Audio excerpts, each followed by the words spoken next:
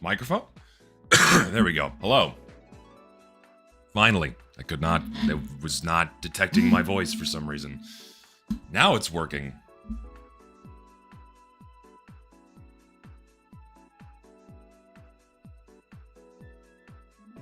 Oh yeah, by banana video, I mean Weezy video. You gotta make it a little funny. Gotta make it a little funny.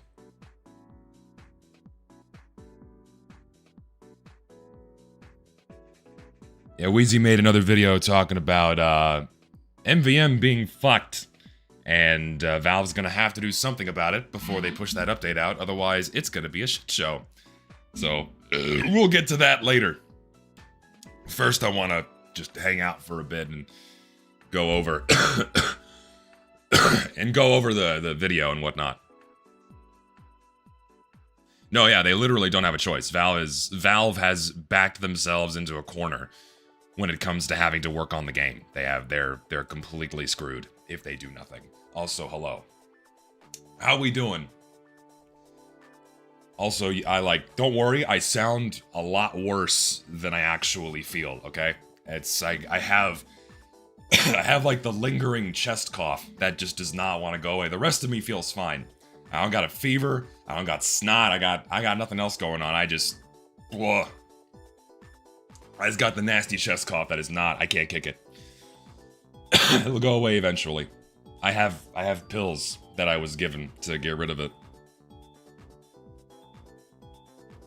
When I draw me funny fan art, but I feel super depressed, just do whatever you're in the mood for. Don't force it. Don't force it. No, I have no idea what's, I chalk it up as the flu. That's what I think this is I chalk it up as the flu. It's that time of the year where there's a bunch of junk going around. Everyone's getting sick. Everyone's getting sick. My whole family got sick. And then I was the last one to catch it, so it just, it was only a matter of time before I also got whatever they got. Taking a little break today since I went like 30 kilometers on a bike trip and I'm tired. Hell yeah, dude. That sounds like fun. I went on a camping trip for New Year's. We went on some good hikes. It was pretty good. It was pretty fun. Pretty cool. Got some outdoor time. It was good shit. Looked like a 70s TV show actor. See, like, I normally don't rock a mustache on its own. I usually try to have a full beard. But this time of year, I don't know why, my face itches uncontrollably whenever I grow a full beard out. I don't know why. It is immensely frustrating, like to the point where I have to shave, otherwise my face is like on fire. And the only stuff that I can keep is this. This does not bother me, but anything else on the cheeks or the chin or the jawline, oh, it drives me nuts. So it's gotta go. I have yet to find some product like a beard conditioner or moisturizer that can make it not itch. Oh, don't worry, I'm doped up on like 3 different medications. I was given a steroid, I was given Z-Pak antibiotic, and I'm on fucking Mucinex, ibuprofen. I'm good, man. I'm juiced up. I'm fucking juiced up. So the next main channel video that I have planned, because people were expecting the matchmaking data video. That's the next video. The next video is going to be about the matchmaking data and, you know, casual mode being broken and what have you, and what Valve can do to fix it. That's coming next. So, don't know when that's going to be done. I have all the pieces. I have the logic, I know what's going to be said, I just have to put it into a coherent video and then I'm going to put it out, so. When that's going to be done, it'll be done. I have to find a way to just not make it my Meet Your Match video again. I have a pretty good way of describing these things to where, like, even someone who's unfamiliar with casual mode can look at it and go, oh, wow, that is really fucked up for a video game. Maybe that's something Valve should fix. So I just have to, I gotta craft it. Hopefully it'll be out by February. That's like I'm on like a 6 weeks per video pace. And if I can maintain that, I think that's pretty good for me. But no guarantees. I also apologize for not putting out the video before the end of the year. I had it uploaded, I had it ready, and I was gonna release it like on the 30th, but then I had a couple of people look over it again, and they caught some serious errors where I'm like, oh shit, I have to go back and fix that. But it was for the benefit of the rest of the video, because what was originally going to be released was, I had made the assumption, thank you, by the way, for the Hungarian forints, you're very kind. I know that currency. I know that one, because I've been to that country, I've used it before, I recognize this one. I know peso, I know dollar, I know forints, I know yen, and I know New Zealand dollars, and Canadian dollars. Neither of those are real dollars, but they are a foreign, they are a form of currency. Help me, God. So, anyway, so what was originally in the video? See, I've never been to the UK, so I've never used euros before. So I don't have. I still have yen over here that I've not spent. I just took it home with me. What do I got? I got a tenner. I got a variety here. I got a little show and tell. A little show and tell. I just have some fucking. I have some yen left. It's a 500 yen coin. It's like, you know, $3 right here. Pretty cool. Also, I like how even the Japanese know how cheap their 1 yen coin is. It's like made of plastic. It's so lightweight. It's like it's made of plastic. They know how cheap this is. And then of course you have the tenner. You got the tenner, and then you got the 50 right here. So still got those. How tall are you, man? I'm fucking... Here we go. Every time I say my fucking height, people lose their goddamn minds. I am 6 feet 7 inches tall. 6'7". Whatever the dumb meme the kids are doing. People are gonna lose their shit. I could just say it in centimeters. I could just say 200. That's easier. Just saying 2 meters tall is probably the better way of doing it. Just saying 2 meters tall. Acting like I don't know the hand movement. I don't know the hand movement. I know, like, kids have a fucking conniption fit whenever someone says it, and they go, oh, and they wriggle about like a fucking earthworm. But beyond that, I don't really know anything about the meme. So, the conversion rate right now is, I think it's like, is it 180 yen to $1? I think is what it's about right now. Let's see, yen to USD. It's, it's 156 yen per dollar, roughly. Can I bend the yen coin? I don't want to break it. I don't want to destroy currency. I might go back there. Well, it's not a might, it's just a matter of when.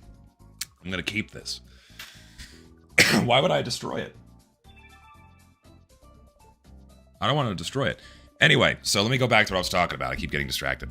So, what was originally gonna be in the video talking about how much money TF2 makes and what I had to go back and fix is there was that email exchange with someone that worked on a map for the summer update, and that email exchange was allowed to be released publicly. And as a part of that exchange, it showed like, hey, you are getting a 2% cut of key sales for that map. In fact, I can pull it up on Twitter right. I'll pull it up on Twitter right now. Give me a second here. X.com. I have to open my own video so I can actually get to the link easier, so bear with me. Give me just a moment, and I can open the link to show you guys if you've not watched the video yet. There's the email thread. Let me open this in an incognito window really quick. New private window.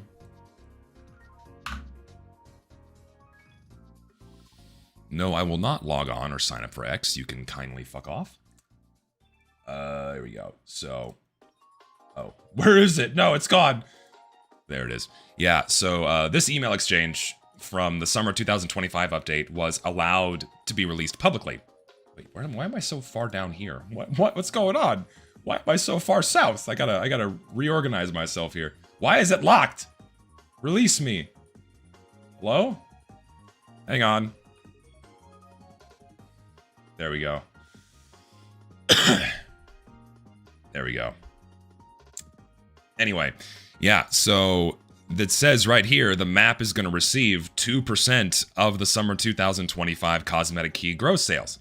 And like, from what other workshoppers had told me, right? What other workshoppers had told me is that the percent cut that each piece of content gets tends to change year after year. So like back in 2016, they would get a different cut compared to today. They would get a different cut per key sales, but that's not entirely correct, because if we went just based off of this email and we assumed that every piece of content in the update gets a 2% cut of key sales, that means Valve walks away with like 15% of the revenue, which makes no sense. Or like they would walk away with only 2% of the revenue, which makes no sense. And it's like, oh yeah, that does make no sense. So it was confirmed to me by multiple workshoppers that maps get a 2% cut, cosmetics inside of cases get a 1% cut, and unusual effects get a 0.5% cut. And Valve usually works it out so they keep about 50% of key sale revenue for themselves. That was the change I had to make in that video. And so that's why I had to delay it, and then it got released yesterday. So I apologize for that delay, but it was more useful information that I think more people should know about how TF2 makes its money. So there you go. I know I sound like shit. I apologize. It's just the nature of being sick. So what inspired me to make this video now? The reason why I wanted to make this video is that I have managed to pick apart and debunk every counter argument in defense of Valve doing nothing to make this game better and to give it what it needs. And the last one that I had not addressed was the amount of money that TF2 makes, right? And it's like, and this is something that has been said for years, right? Like you can go back to Save TF2, and then during Fix TF2, other YouTubers were saying this. You know, they were writing off the profits that TF2 makes as completely negligible because, oh, it doesn't make billions like Counter-Strike does. Therefore, oh, Valve can just ignore it and they don't give a fuck, right? Which is complete fucking nonsense. And then, of course, people take that and they run with it and they go, oh, well, yeah, TF2 only makes up Valve's income. They only make up like, you know, like a 0.5% or like a 1/10 of a percent of Valve's total income. So why would they ever care for it, right? So, and that's complete bullshit because that's not how companies work.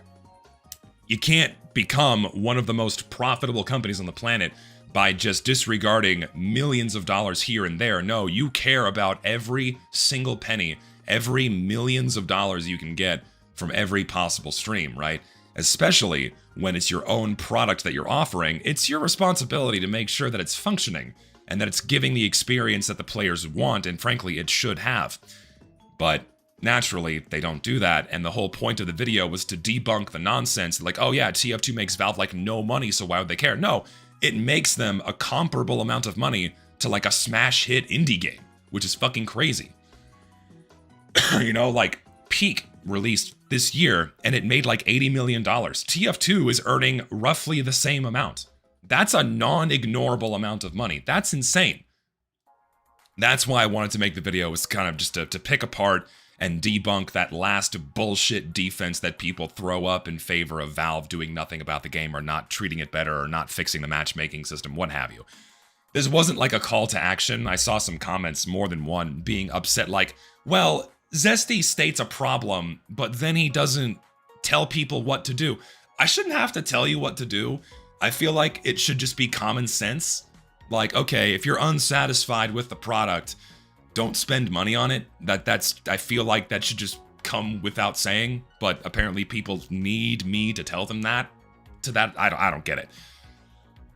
But the point of the video was just to show how much money the game makes and to debunk the argument. It wasn't like some call to action. It was really just made to show, hey, this is a nice reference for when people, you know, say that TF2 doesn't earn Valve any money.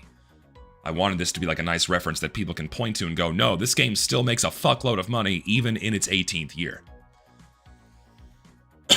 No, yes, I'm sick. Well, I'm almost sick. I'm on the back end of it. No, I just have the lingering throat cough and chest cold crap.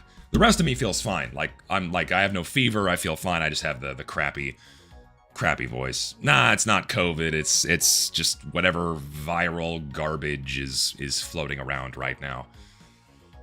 So bear with me sounding like RFK today.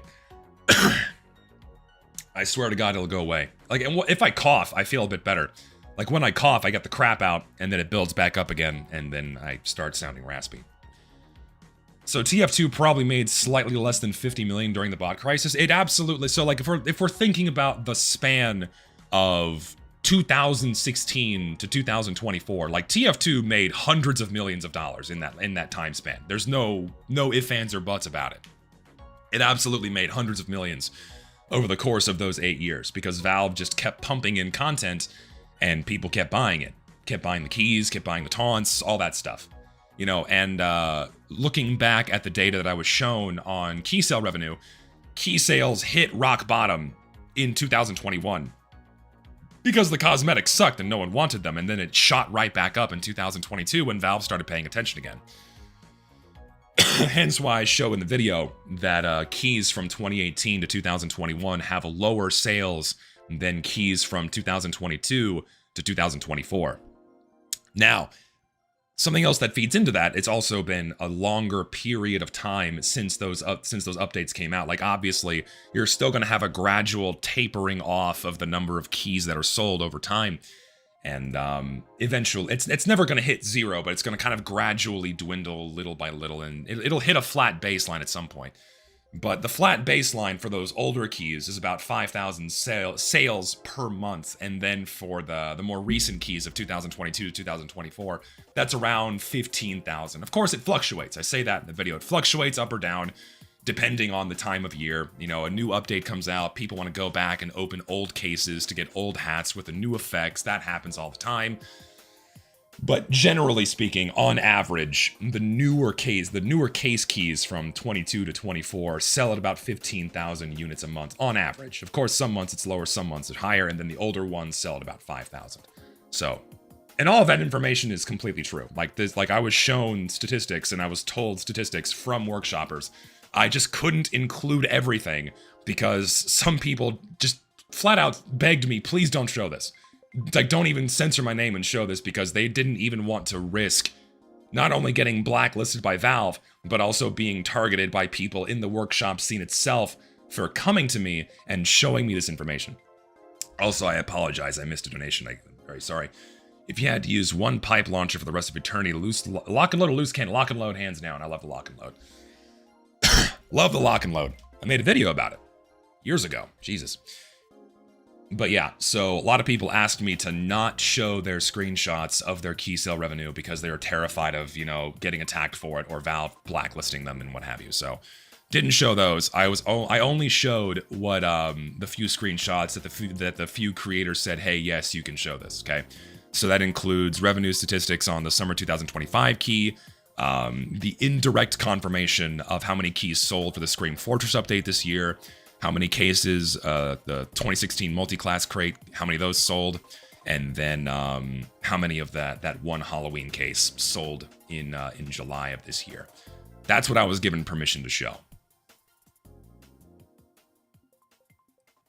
No, and people in the workshop scene are not happy about these details being shown, because now it shows just how much money they stand to earn. Because let's do the math, right?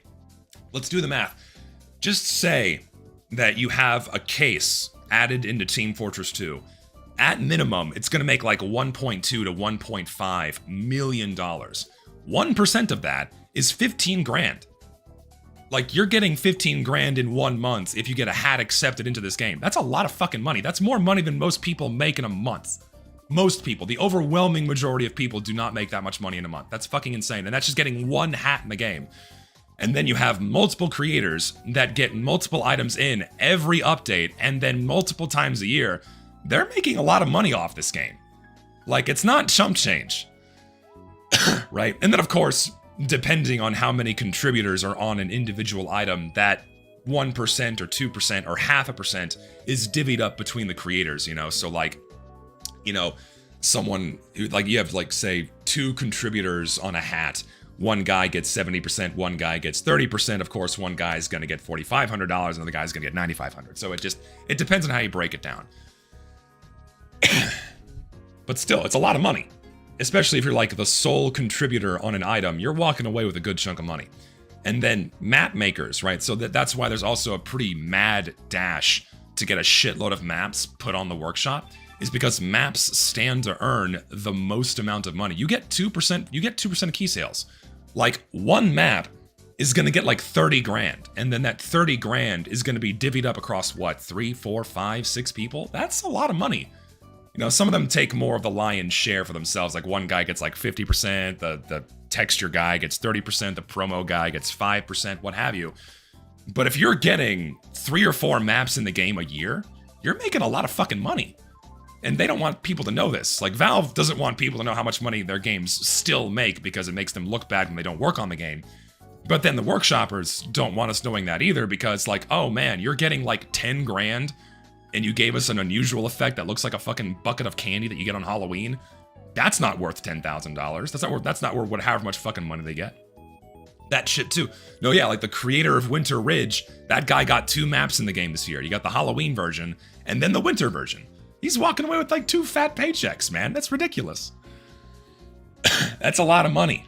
It's a lot of money. And I mean, that's why you have this insane soft monopoly over item creation in Team Fortress 2. People who consistently get items in this game are very protective of maintaining that status quo for themselves because they don't want to jeopardize that revenue stream. That's a lot of money. So the less competition there is, the more people they can push out or prevent getting access to resources or, you know, having success in the workshop scene. That just means more money for themselves.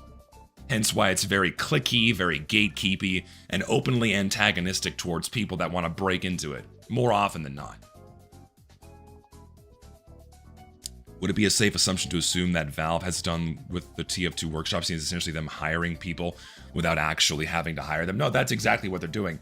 Valve, back in 2010, figured out, like, oh man, we can get hundreds of thousands of labor hours for free with no pay, because you're not paid up front when you upload something to the workshop. You do it all for free initially, and all that work is just done for free. And then you cherry pick small pieces of that and give a mere fraction of what those hundreds of thousands of man hours would have cost to create all of that potential content. Valve cracked the fucking code on being able to make a fuckload of money for the lowest amount of payout. Of course, when a workshopper gets 15 grand for a fucking hat, you know, that sounds like a lot of money, but when you relate that to the amount of free labor that they're getting by not having to pay a bunch of people, that's like, Valve really figured that out. They figured out that they have to do no work on those games. The fans will do it for free. And they still do it for free. All of the bug fixes that come from the SDK on the GitHub, Valve doesn't pay people for that. People are just fixing their game for free. They get like a little acknowledgement on the blog and like, oh shit. That's all they need. That's all they need to work on this multi-billion-dollar company's game for free.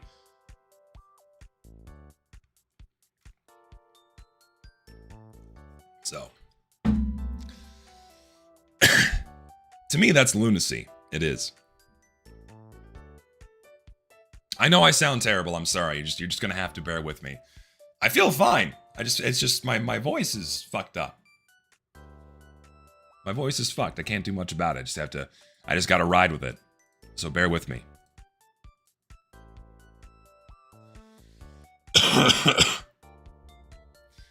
Will people ever stop creating items? Fuck no. So long as people are financially incentivized to do so, they're gonna keep making items. It's never gonna stop. It ain't ever gonna stop. No, I feel fine, but I sound like shit. Oh my god. No, yeah, I saw quite a few negative responses from some workshoppers bitching, like, oh my god, that's like, you can't share that. That's confidential information. Not anymore. Not anymore. We got them. I'm just happy that there was actually significantly more people than I thought that were willing to share their revenue information about stuff they got accepted into the game. I got data from like 20 different people, which is fucking crazy. It's way more than I thought. Including some people I was not expecting. They're like, yeah, sure, here, fuck it, here you go. It's like, okay, cool, thanks. Because they don't care if their name's not shown. I also don't think this counts, but Valve and TF2 get so much free promotion due to YouTubers. It also cuts down on costs like advertisements. No, well, I mean, the game's also free. It's on their own platform that is Steam. It's like one of the first games you see by clicking on the free-to-play tab. So, yes, sharing, if you're a workshopper and you share that information, you are breaking an NDA and you can get in trouble. But they're anonymous, so Valve can't figure out who did what. So, I didn't break no fucking NDA. It's not my information. I'm just the middleman. I'm just passing it along.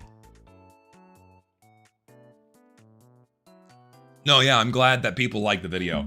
Again, I wanted that video just to be it's a nice resource. It's a nice resource for people to point towards when someone says, well, TF2 doesn't make money. Hello? Gain lots of bucks by selling old crates. I still surprise people buying stuff, although TF2 is dwindling. Oh, dude, there's lots of money. So, like, I could have expanded upon this a little bit more. I could have expanded upon this a little bit more in the video, where I go into more of the reasons why people still spend money on Team Fortress 2. Like, you have, like, a good chunk of players that get excited for each update. They buy the keys, they open the crates, you know, people do that all the time. And then you have the whales. Whales are in every game. People will consistently open hundreds, if not thousands, of each new case so they can get the new effects. Or they go back and open older cases to get new effects on old hats. That same song and dance. So, and then you have all of the ignorant free-to-plays that come along and then buy something off the in-game store because they just don't know any better, or because it's convenient and they don't know how to trade, or don't want to trade, or don't want to mess with a third-party marketplace. All of these things. There's so many reasons why people opt to use the in-game store than other means. I mean, shit, someone messaged me the other day, or I think early this morning. Let me see if I can find the DM. Where is it? Oh God, what was this guy's name? Where is it? Hold on, I'm gonna find it. Because this is just like another piece of anecdotal information that that just goes to show that people still spend a good chunk of money on this game because they want to through the in-game store. Oh my God, where's this fucking DM? Where was it? I'm blind and stupid. I cannot find it. I have way too many DMs, man. I gotta learn to clear these out. Where is it? Fuck. Wasn't you. Oh, lordy, where is it? I can't find it. We need... I don't know what that is to save Team Fortress 2. Can someone define what JYNXZI is?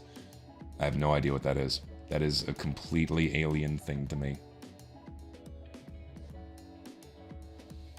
I can't find the DM. It's lost in the pile. He's a streamer. I don't know who the guy is. I'm not familiar with this person. But yeah, someone reached out to me just this morning about like, hey, I have a buddy of mine who spends hundreds of dollars in the game, like all of the hats he owns, all of the weapons he owns. He bought everything from the in-game store just because he didn't know any better, or he just doesn't care. Because like, if you present a new modern gamer that is used to playing things like Overwatch and Marvel Rivals and Fortnite, you can only get stuff from those in-game stores. So when they come to Team Fortress 2, they just assume it's the same. They don't know this game has trading. They don't know that you can get things off third-party sites, so they just buy everything from the in-game store. So many newer players treat TF2 like other modern games. And Valve has, oddly enough, benefited from that. Kind of funny how, like, Valve established the modern monetization schemes that so many games use, and now they're on the back end benefiting from that because newer gamers come into these newer games that you can only buy things from their in-game stores, and then they come to Team Fortress 2 and then assume it's exactly the same. It's like, oh, I can only buy these hats and only get these weapons from the in-game store and nowhere else. You okay? You sound like my 40-year-old. Oh my God, window, can I drag you?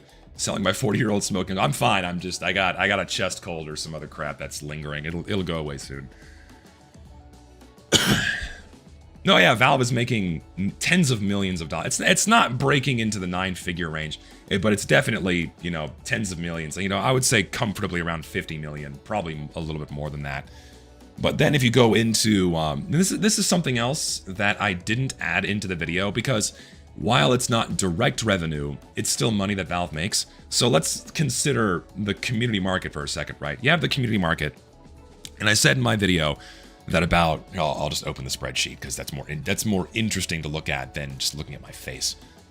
We can also look at this too because this is cool. I didn't really go into the spreadsheets much because, you know, let's see. I'll pull up the big boy spreadsheet here. Flashbang myself here. Go to the desktop. Here we go. Yeah. So when you look at the big boy spreadsheet here, and we'll just sort this by the amount. Actually, we'll do total spent per item, right? So Valve gets 15% of the total amount of money that moved through Steam, right? And so that amounts to about $52 million moving through Steam on the community market just on the sales of TF2 items, right? And then Valve gets 15%, which is like $7.7 million. But you have to consider, like, the other $43 million, right? The other $43 million, that's all in Steam wallet funds. That's not real money. That's already on Steam. So at minimum, assuming the rest of that money is only spent on buying other games, Valve gets 30% of that because that's locked on Steam. So like that's another, what is that? I can't do math in my head right now because I feel like shit. That's like what, another $13 million? Yeah, it's like that's another $13 million going to Steam, going to Valve automatically because it's locked on Steam wallet funds.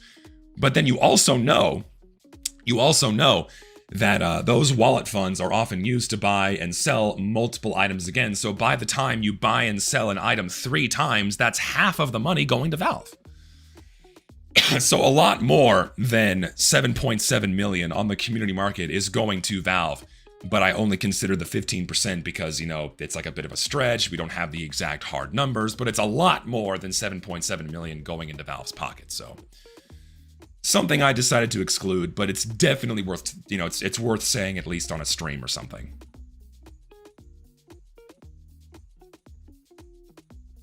Did I include items you can't obtain? No. The only items we look at are items that were sold on the community market at least once, okay? At least once.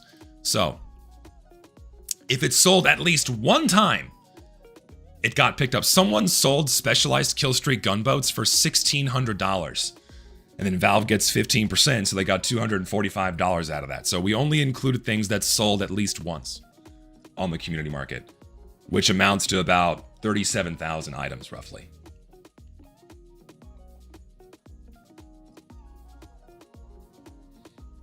What's the most plausible thing that can happen to TF2 that could be the nail in the coffin? I mean, Counter-Strike would have to go away and Valve would have to cease to exist. This game just prints them money for free, basically. So it's not going to go away unless Valve goes away.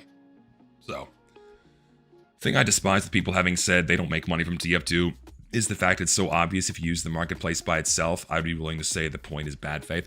Well, of course, people only make that argument out of ignorance or bad faith. Like you're not being serious. And I take that back. Some people genuinely thought that TF2 doesn't earn them any money. Like some people seriously thought that like TF2, oh, there's no way it makes more than like $1 million a year. No, it makes a fuckload of money. No, yeah, the community market is used for money laundering all the time. That's the crazy thing, man. So like, there's not really a whole video that needs to be made about this. I mean, I just summarize it in my, in the video I just released, where if someone steals your account and you have wallet funds on your account, they will use those wallet funds to buy a cheap item to transfer the money over to another account before Valve gives you that account back. Because Valve will restore your account, but they don't restore the money and they don't restore the items. And that's something that Valve very explicitly says in their terms of service. Your financial losses are your own fault because you are responsible for the security of your own accounts. So they don't give you back any of your money, they don't give you back any of your items. They stopped doing that back in like 2009 because it's impossible to keep up with. Scams happen all the time. People's accounts get compromised all the time. It happens hundreds of times, thousands of times, every single day. And so what happens is like, okay, you get this stolen account, it has wallet funds on it, or you have a credit card on file. You have a credit card on file, and then they drain that credit card, they max out the Steam limit, and then they move those funds to other accounts to wash the money, and then it disappears. It's in the wind. And then they use those other accounts with those funds to buy liquid items or game keys, which can then be sold for crypto, and then they get actual money. So, and this happens all the time. And I was going to be a little bit more critical towards Valve on this, because this is purely speculation, even though I think the data speaks for itself. Valve makes a lot of money from fraud. They're not the ones performing the fraud. They make money. They make a shitload of money indirectly from the scammers, right? Because they don't restore lost funds. And every time money is moved through the community market, they get a 15% cut of those stolen funds. And those aren't returned. At least not to my knowledge, they're not returned. Ultimately, when your credit card gets compromised, you have to take that up with your credit card company, and then they eat it. Valve doesn't. Like, they don't get charged back. So Valve makes a lot of money from scams that happen every day and people laundering that money on the community. Valve makes millions indirectly from this. That definitely warrants its own video with more heavy, intensive investigation, because I don't think Valve does anything about this. I mean, there are scammers in the hundreds of thousands, if not millions, on Steam in terms of the number of fraudulent accounts, you know? Also donation. 1 second, I'll read it. Respect for the new vid. What was I thinking about? What I was thinking about, it was the part about pulling code for fixes. I wonder how hard it would be to sneak in the Crate Depression too. They must read those, right? No, yeah, Valve only adds bug fixes that they themselves can recreate, so there's no security issues. So yeah, that's why we usually only get small bug fixes. No, I'm sick. My audio's not broken. I'm just sick. Don't worry. I am sick. Oy.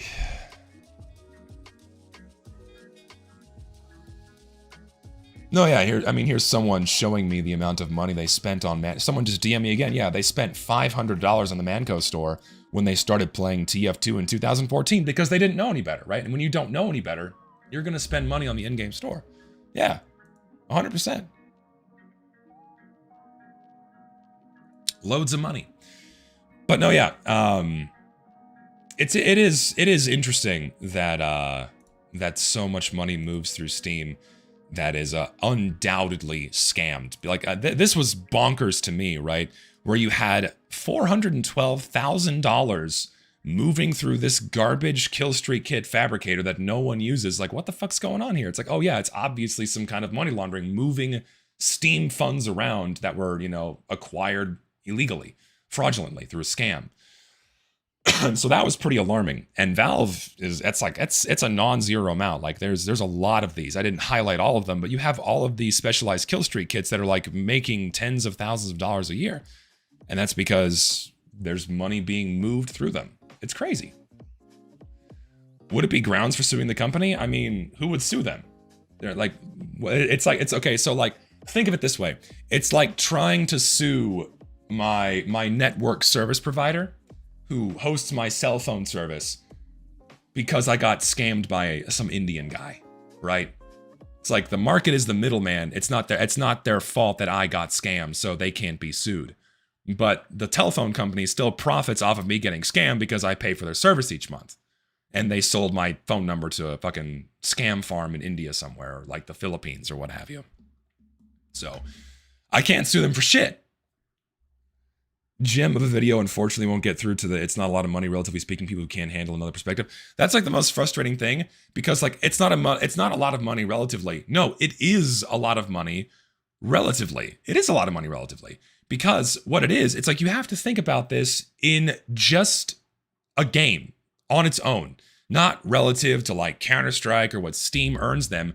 But if we're looking at TF2 as just a game, oh my God, it's making so much money with no work. Like every other indie developer on the fucking planet is like crying, begging to be able to make that much money every year, year after year. It's not just 1 year. They make this amount of money every fucking year by literally having to do nothing. By doing nothing, Valve makes this money. Like the guys who made Peak, a really good fucking game, or so the guy who made fucking, I don't know, Schedule 1 or the other, like, you know, the friend slop games that get really popular, like those things, those guys are begging to make that much money with the fraction of the work that Valve puts in. You know what I mean?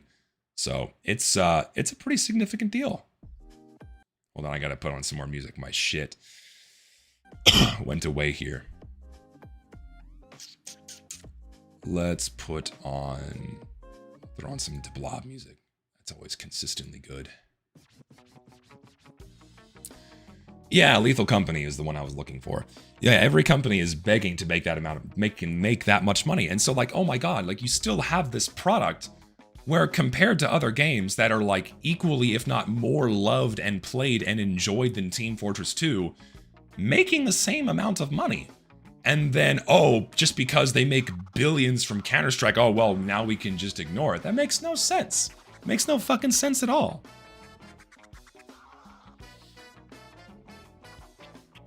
And that's so frustrating too. It's like, oh, and that's why I brought up the Coca-Cola analogy, the food analogies. Gotta have a food analogy in the video. That's why I brought that one up, because like that logic doesn't work for any other fucking company. Like so many companies have multiple products and not all of them are gonna be earning the same amount of money. And just because one of their products earns significantly less than another, suddenly it's okay for them to just ignore it? It's okay for them to let it decay in quality and set it to the side and still advertise it and sell it as a competent product? That doesn't fly for literally any other company on the planet. Only Valve is given this pass. No other company is given that pass. Only Valve is. You don't see any other person defending that except when we're talking about Valve.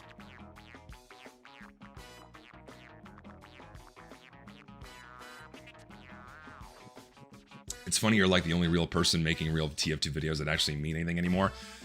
Well, because it's it's not financially you're not financially incentivized to do so, really, because these videos don't get money. They cover negative topics, and while negativity does sell, it opens you up to controversy and it opens you up to scrutiny and negativity, and a lot of people don't want to deal with that.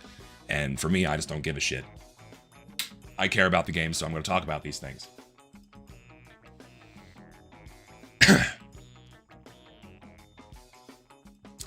Fabricator kits making more money for Valve than something like name tags in the community market is still crazy to me. No, yeah, it's fucking insane. Like all of these garbage kits made more money than name tags, which is nuts.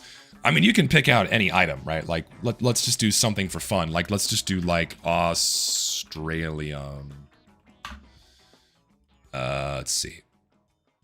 What's like the most? Let's see, find all.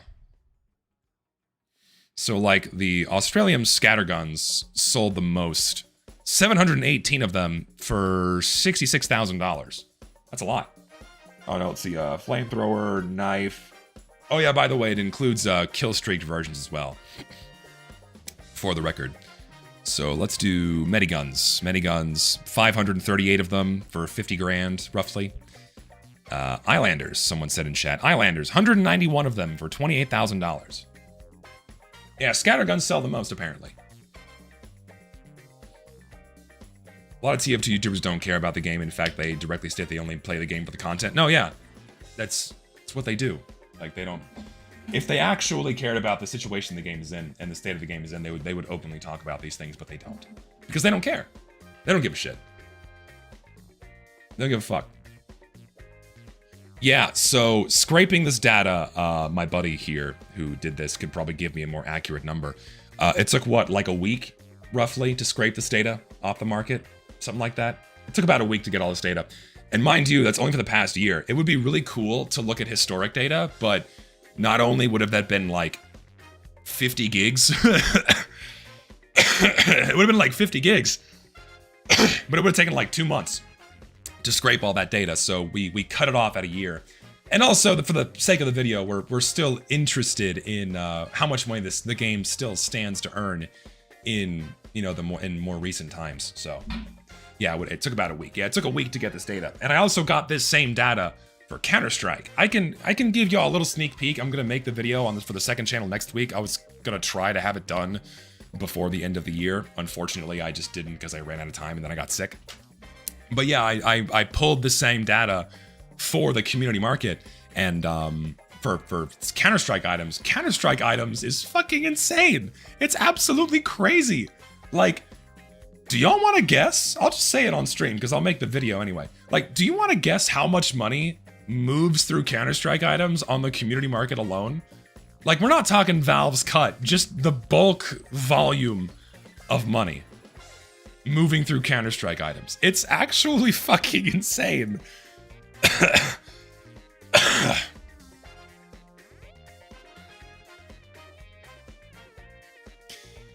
I'll quickly open the spreadsheet here, but oh wait, no, that's not the right one. Where's my summary sheet? I have a summary spreadsheet here. Yeah, where is my spreadsheet? Here it is. Yeah, so $1.8 billion moved through Counter-Strike items on the community market, and Valve gets 270 million of that. $1.8 billion. Pretty crazy, isn't it?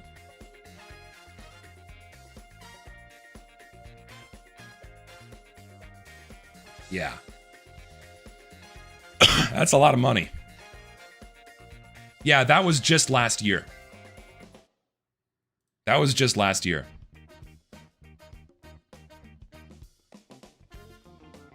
That's just the community market.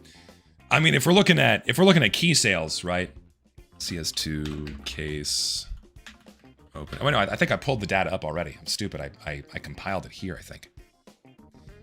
Oh no, sorry, that was just the knives. My bad. Oh, sorry, that was inaccurate. Sorry, I was looking at the wrong page. Yeah, so 1.2 billion. Sorry, 1.2 billion. 754 million items sold, and then Valve gets 191 million. Sorry, 1.2 billion, not 1.8. I can't read. But I think I also pulled the where'd I put the case statistics? I could have sworn I had that spreadsheet. Give me a second. Sort by type. Yeah, here we go.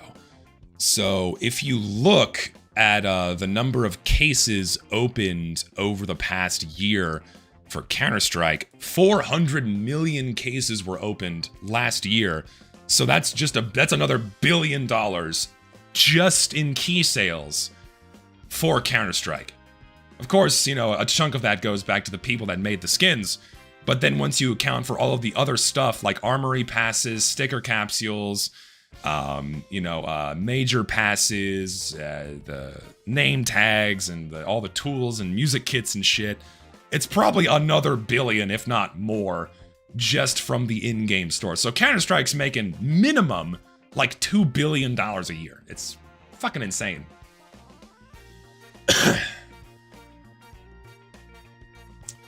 Yeah, October is an anomaly, and November as well, because the trade-ups, the knife trade-up thing really caused a massive spike in traffic on and people opening cases and also using the community market.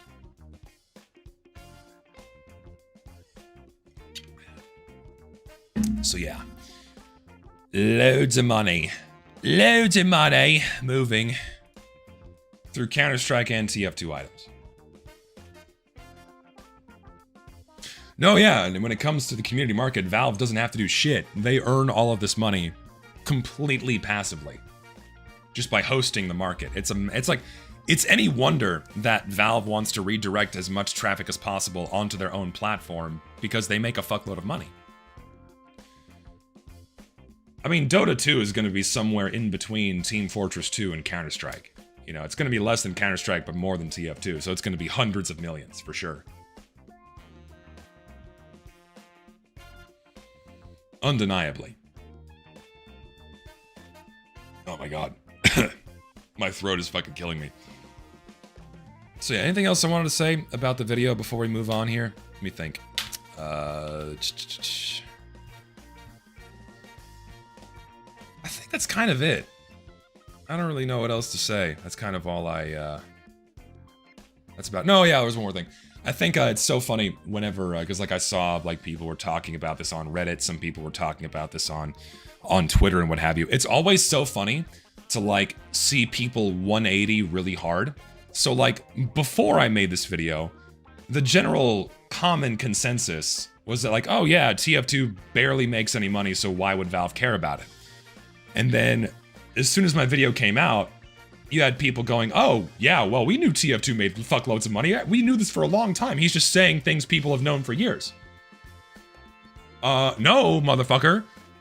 For the longest time, people have said that TF2 doesn't make Valve any money. That it's like negligible and you can just fucking ignore it. It's like, no one's done this. Like, sure, obviously the game earns money. Wow, ooh, who could have thought that? But like, no one's done this. No one's put it all together and shown just how much money this game stands to earn. No one knew this. Nobody. No one discusses these things other than me.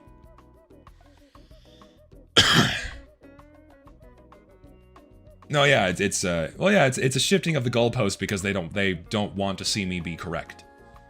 And it doesn't have to be me. Like, just no one else talks about it. Like, this is free for the taking. Literally anyone else can make videos about these things, but no one does.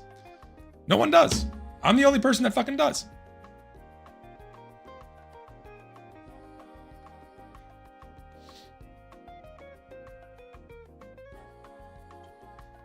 And of course, like, it's so funny too. I see, I get so many of these comments on my own videos, and then I see them on Reddit and shit. Not that Reddit matters, but it's always funny to see. It's like, yeah, I really hate this guy, and he's a piece of shit, and I hope he dies. But man, he's right.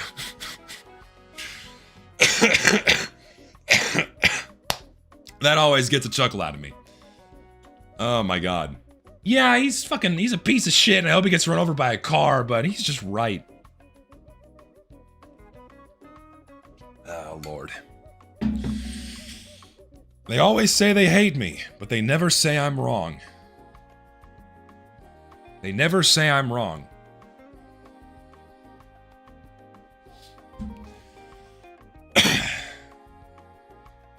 Anyway, we got a fucking Weezy video to watch, so I'm gonna do that in a second. First, I'm gonna get something to drink and a cough drop. So give me like 2 seconds, okay? I'll be right back.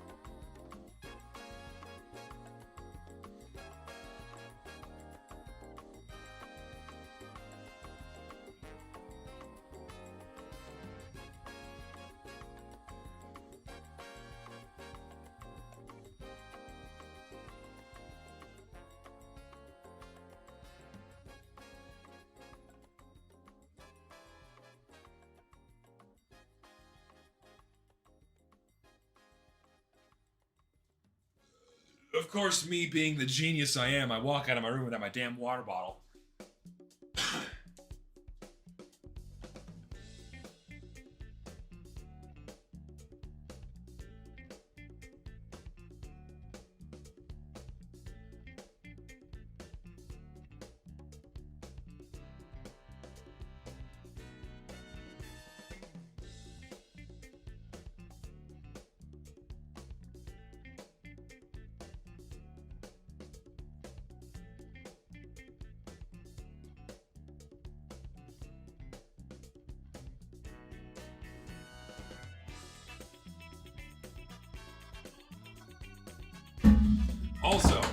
Also, something funny that I always see. Oh, my streaming service has died. Thank you, fucking piece of shit. Something else I always see that I find really funny is I always see the comment of like, oh, Zesty just has to find things to be mad about so he can make rage bait and make people mad and talk about the controversial things so he can make money. Motherfucker, this video is gonna make me like $100. So you think I'm doing this for the fucking money? Really? Like, this video is gonna make me like, it's gonna cover my power bill for the month, maybe. But like, goddamn, it's like I could do things. I could make this shit 1,000% more inflammatory if I was doing this for the fucking money. If I was doing it for the money, I'd be uploading a lot more often. Like, come on now. It's so fucking ridiculous. As if finding problems with TF2 is something hard to do. It's not. It's like, it's just no one fucking talks about it.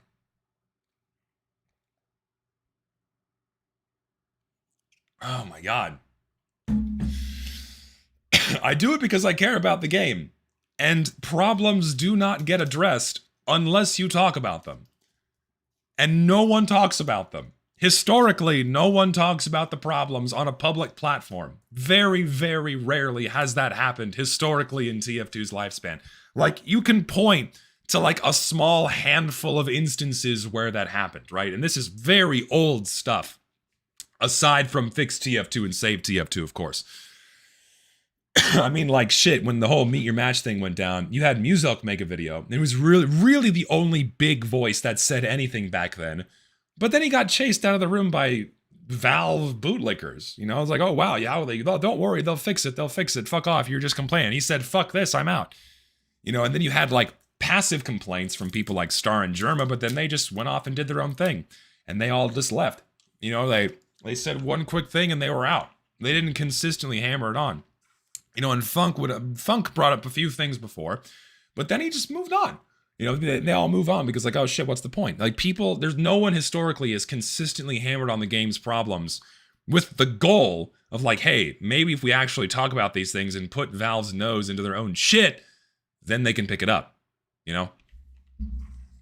So, that's why I do it. That is why I do it. Alright, so apparently Valve broke NVM. Did you guys know that Valve apparently broke NVM. Let's find out how. A new Weezy video that I would love to watch now. Buddy. Weezy, I am gonna come into your house right now. Whatever you do, I don't know what you use to record your gameplay footage. I'm gonna come into your house right now and I'm gonna fucking strangle you to up your quality settings on your fucking video footage. I don't know if this is YouTube's bitrate fuckingness or whatever you did. I hate it. Up your quality. They use OBS or something. I'm gonna strangle you. It looks fuzzy. It does. I know my stream compresses it even more so you can't see what I'm seeing. I'm looking at this shit in 1080p. Did you guys know? Yeah, it's fuzzy. I'm sorry. It's just making me mad. It's stupid. I know. It's also bitrate fucking it probably because YouTube's bitrate sucks. Weezy says the final remnant was quietly removed quick play from boot camp, but actually it still does work. No, yeah, I did see that. Yes. It's just that, yeah, you're right. There's too many NVM Valve servers in the pool, so community servers don't get picked. No, yeah, Star got harassed by competitive players too because he was like, they were trying to use him as a conduit to boost their visibility and what have you. No, I'm not gonna come in Weezy. It's gay. It's extremely gay, and we are both heterosexual men. We don't swing that way. Zesty threads YouTuber for being poor. Yes, Weezy, you're poor. I'm coming to your house, and I'm gonna hit you over the head with the fucking tax form. Anyway, let's see how Valve broke NVM. I'll put closed captioning on too. Know that Man vs. Machine has been broken for almost a year and Valve have neglected to do anything about the problem? Well, if you didn't know, it shouldn't come as a surprise. It seems like every year there's a new bug that tailspins the game mode until the potted plant starts waddling over to the GitHub page. 2025. It's pretty amazing that Valve even bothers to fix shit in MVM, considering how few people touch it. Like every now and again you'll get like a random bug fix and then and there you go. I just find that shocking. Anyway. Has been no different. Of course, with the brand new MVM update on the horizon, I figured now's a good time to go over the problem in detail. That's right, if you've noticed your queue time... It's interesting, also, when is this fucking update gonna come?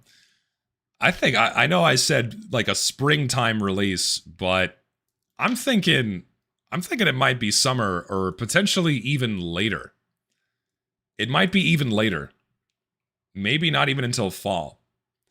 I know I've said this like a million times at this point, but like Valve did not realize how much work this was going to take when they first announced this update. And then once they got their hands into it, they realized, oh shit, we have to actually playtest these things. We have to work on the matchmaking system because if we don't, it's going to be a shit show. This update's going to be monetized. And so if it doesn't work out of the gate, it's going to make people mad because they're going to spend money on the missions, assuming Valve's going to monetize them. If they don't, they're fucking retarded. But they have to actually make sure that this is a functioning update. And I don't think they realize that this can't just be another copy and paste job. Because all the people that worked on MVM are like long gone. Like they're out of Valve at this point. Or they're not working on Team Fortress 2. And so the guys that are there right now, like, yeah, let's do an MVM update. It'll just be like taking maps off the workshop like we normally do. Uh-oh, no, that's not how this works. And then they committed, and now they're like, fuck, we made the blog post. Now we actually have to do work on this. That's why it's going to take a lot longer than people initially thought for this update to come out. Earliest summer is my guess, is going to be summer, is when we're going to see this update drop. If it comes out in spring, like March or April, well, that'll be surprising, but I don't think that's going to happen. I think summer or potentially even later. Or they could just give it the heavy update treatment and then it's never going to come at all, but time will tell. Have shot up to ridiculous levels over the past year. You're not hallucinating. Even with a full party. Maybe you are. MVM play. Even with a full fucking party, I cannot get put into a fucking MVM server. It is so annoying. Like, if you have anything that resembles a cross-region party, you're waiting for like 30 minutes to get into a fucking server. It is so annoying. Like, even if everyone's from America, just seemingly at random, we don't get put into a server. What the fuck's going on? No, yeah, there is a small chance that this update just may never come out. Also, welcome to America, Mr. Maduro. Hopefully you enjoy your stay. We plucked you out of your country last night. That's fucking crazy.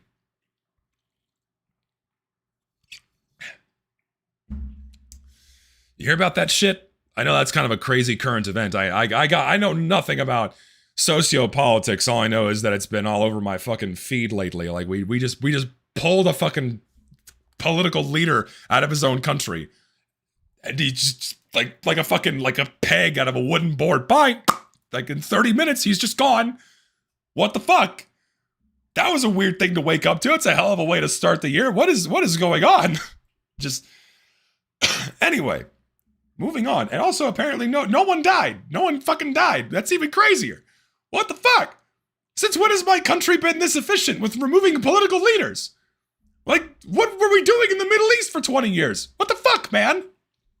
Anyway, I don't even care about the MVM update. I already liquidated my inventory, so unless they bring back quick play, I'm done for with this game. No, I respect it, man.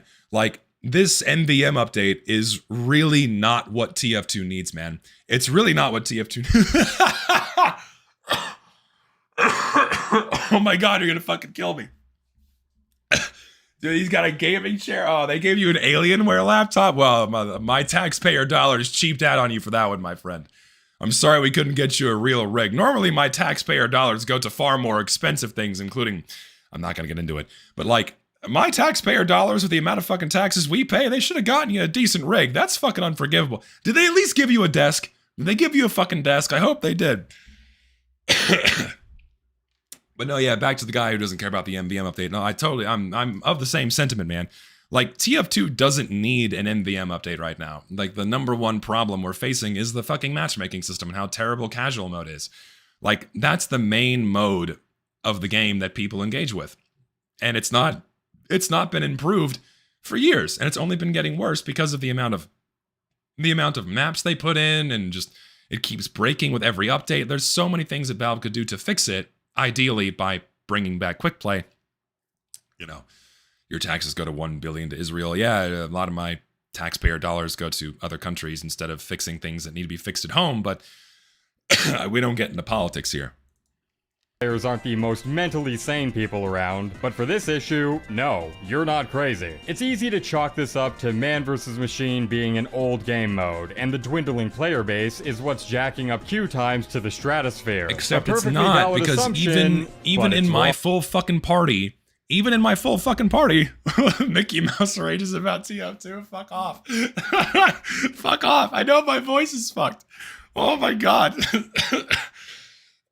You're gonna fucking kill me. Oh shit. I can't even like I'm gonna try to like make a Mickey Mouse voice, but I can't. Oh my god. Because like if I try to make my voice high pitched, it's gonna break, and I'm not gonna be able to sound like it. Jesus Christ. Hiya, Goofy. I can't even do Mickey Mouse's voice. I don't even do like my normal Patrick Warburton voice because of how fucked my voice is, man. Oh my god. Can I do Daffy Duck or Goofy? No, I can't. Then again, I haven't tried. I can do Shaggy's voice pretty consistently. Marge Simpson ranting about MVM. Fuck off. You're gonna fucking kill me. Don't make me laugh. It hurts my chest. Stop it. You're gonna make me fucking die. Ugh. Oh shit. Let's see how Shaggy sounds when he's sick. Like Zoink Scoob. Oh my god, it's so fucked. Like Zoink Scoob. Everyone's fucking haunting the house right now. I can't even do it. I can't even do it. Oh my god. Ow. Oh, it hurts so much. Oh, please don't make me laugh.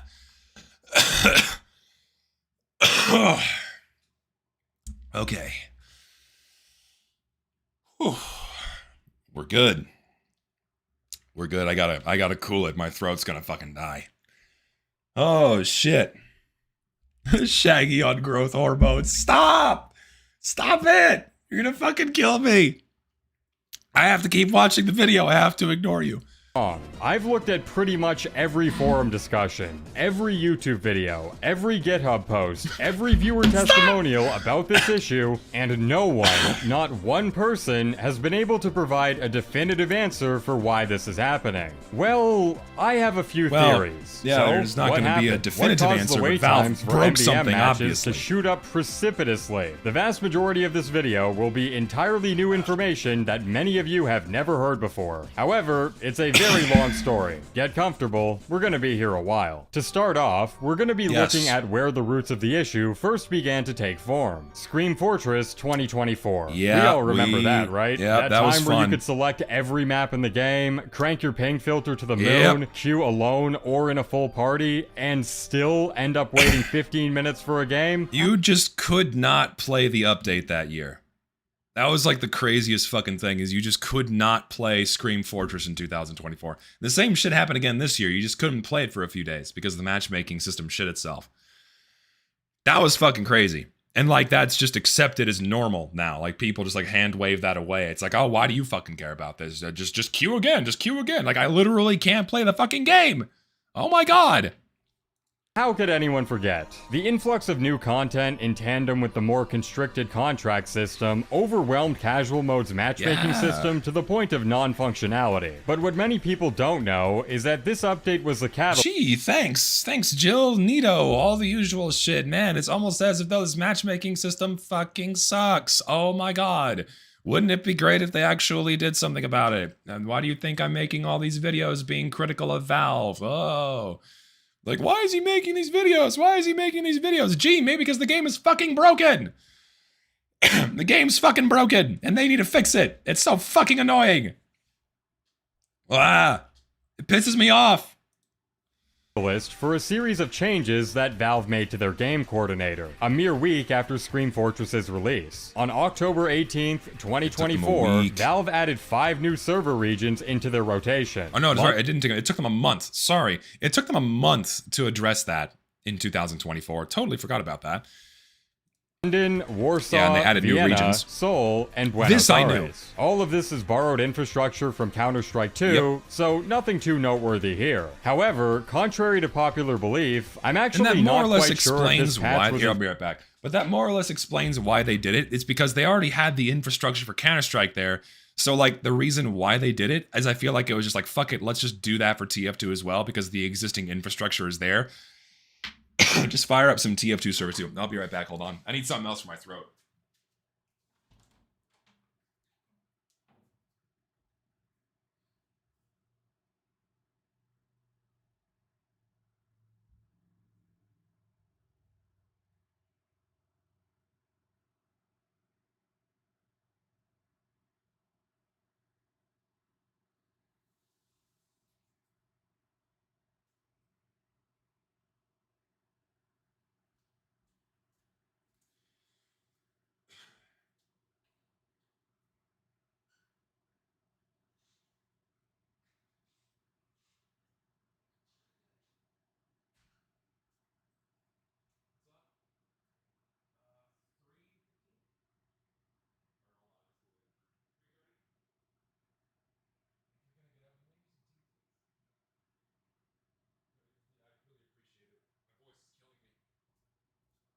Okay, I'm back. Sorry. Sorry. I need more pain pills.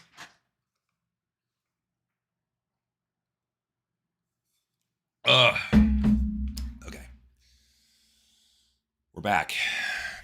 Let's continue. Tended to cure the ills that were plaguing Scream Fortress. Think about it, 160 maps in rotation, people only queuing a few at a time for contract farming, and Valve's grand plan was to spread the player base even thinner problems that just didn't fucking exist before Meet Your Match came out. I know I sound like a broken record, I know it's the only thing I talk about, but it's so fucking annoying that we have all of these problems that just did not exist. They were not here before we had Meet Your Match. It is so fucking annoying, and we deal with this shit year after year after year, and the solution is so simple, but Valve just fucking does nothing. And people still defend this shit. Oh my god. Increasing the amount of accessible server regions, that doesn't add up. No, the timing, however, is all too convenient. Years upon years pass without a single additional locale being added, but now, when everything's going to shit, suddenly it's time to throw in a couple more? Coincidence? My ass. This patch didn't resolve the issue, I still don't think that was done with TF2 in mind. I think that was done with Counter-Strike in mind, and then I think they just piggybacked that for TF2. I don't think it was explicitly done for TF2 for like a TF2 reason. I could be wrong, but I can't see it. I can't see it. Figured as much, but it was the first of many sequential dominoes to fall. Later that year, in December of 2024, Valve would add 3 new Indian servers. In March of this year, I don't know why I laugh at that. Do we have Indian TF2 players? Or like people that kind of live in that region? Like, so there's some guy in Nepal playing TF2 right now? Probably. Yeah, it gets a kick out of me. Scammers, probably. Yeah, good joke. Saul Goodman ranting about TF2. Oh my god. Dallas alongside their rollout in CS2. In June, we got Atlanta. In July, we got Helsinki. And in September, we got Falkenstein. I'd love to show all they only did this because they were doing it for Counter-Strike. The patch notes, but Valve never addressed them there. Now, if this doesn't sound bad to you, that's because it isn't. Giving an increased percentage of the player base access to servers with low ping is a fantastic quality of life feature. It is a good thing. Ideally, you want to be able to minimize ping as much as possible, but this does introduce more problems into a skill-based matchmaking system, because whenever you only had 3 or 4, was it 3 or 4 regions that TF2 had before? I think it was 4. Whenever you only had 4 regions to pick from, it limited, it reduced the pool of compatible servers, so you could find a server faster and they get more quickly populated. But now that we have more servers across more regions, then that's going to spread players even thinner, which is not ideal. And then you combine that with trying to match players based on skill ranks, which doesn't work. And then the volume of maps we have, which fucks it up. It's like, the problem gets worse and worse. So while you do get lower ping, it's going to spread players even thinner. However, this is what I've been told before. I don't know if this is like 100% true, but what I've been told is the way TF2 servers work is they spin up and then spin down based on demand. So technically, if you have like 24 people looking for a game, a server could spin up inside of a region where the ping would be ideal for everyone, as needed on demand. That's a good thing, but that just makes people wait even longer. And I also don't know if that's actually how it works. I suspect not, or maybe in some partial capacity. I wish we knew, because if it worked that way, it would make some sense, but I don't know.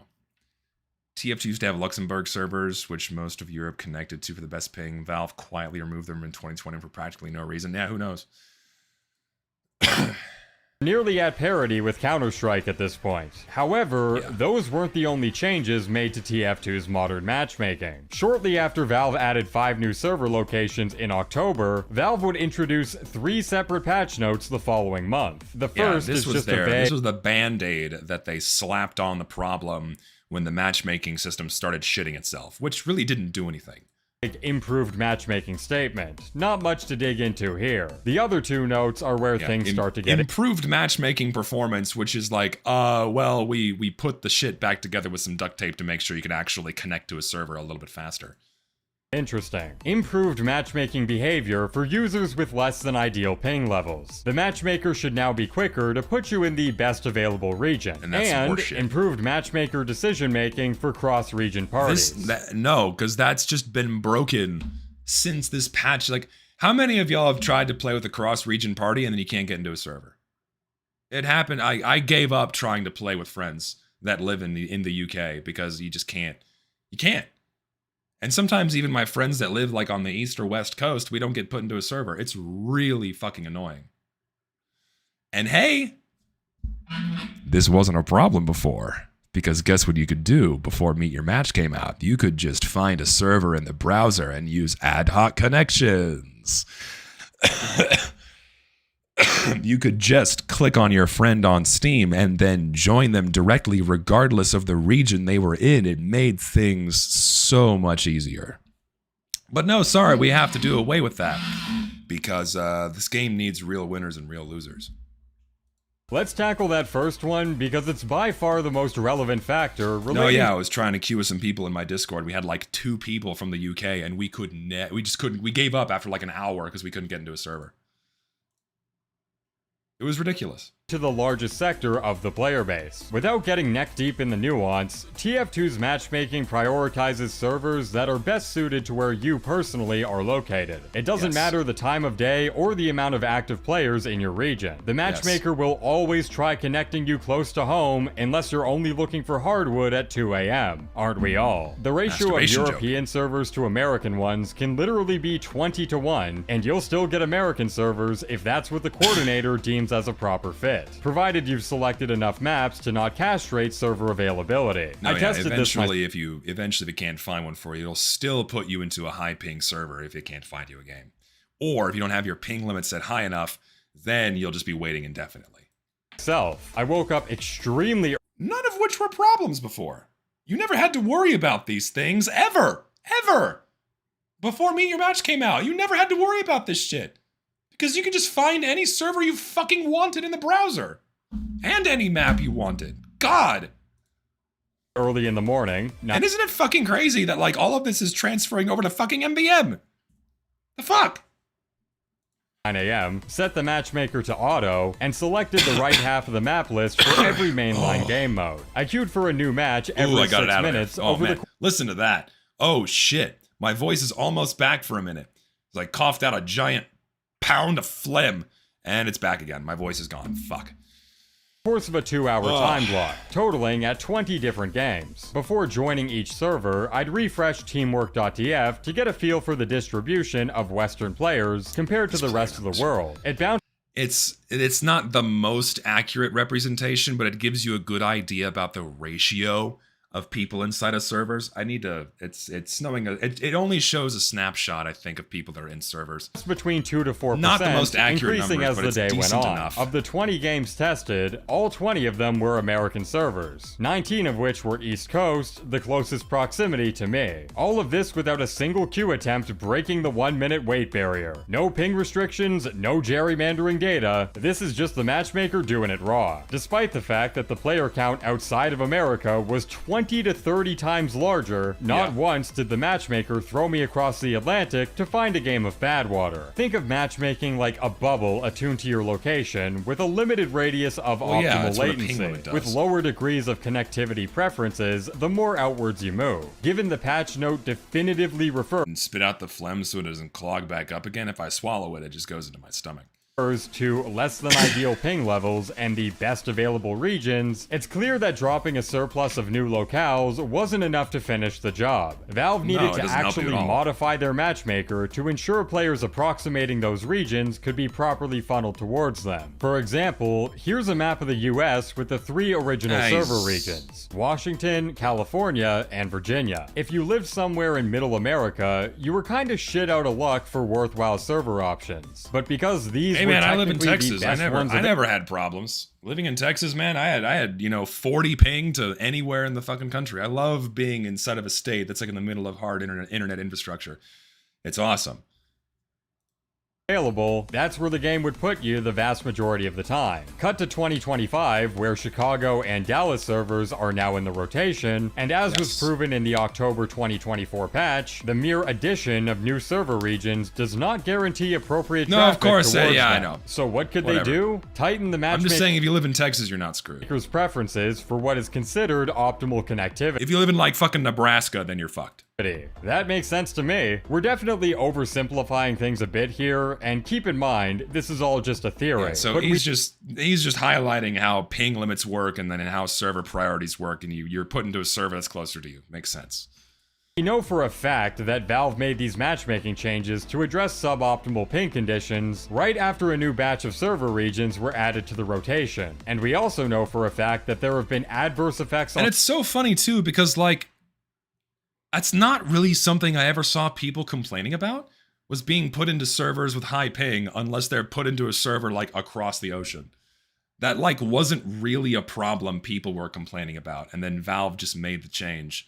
And then apparently that change is introducing even more problems, which is like, what the fuck?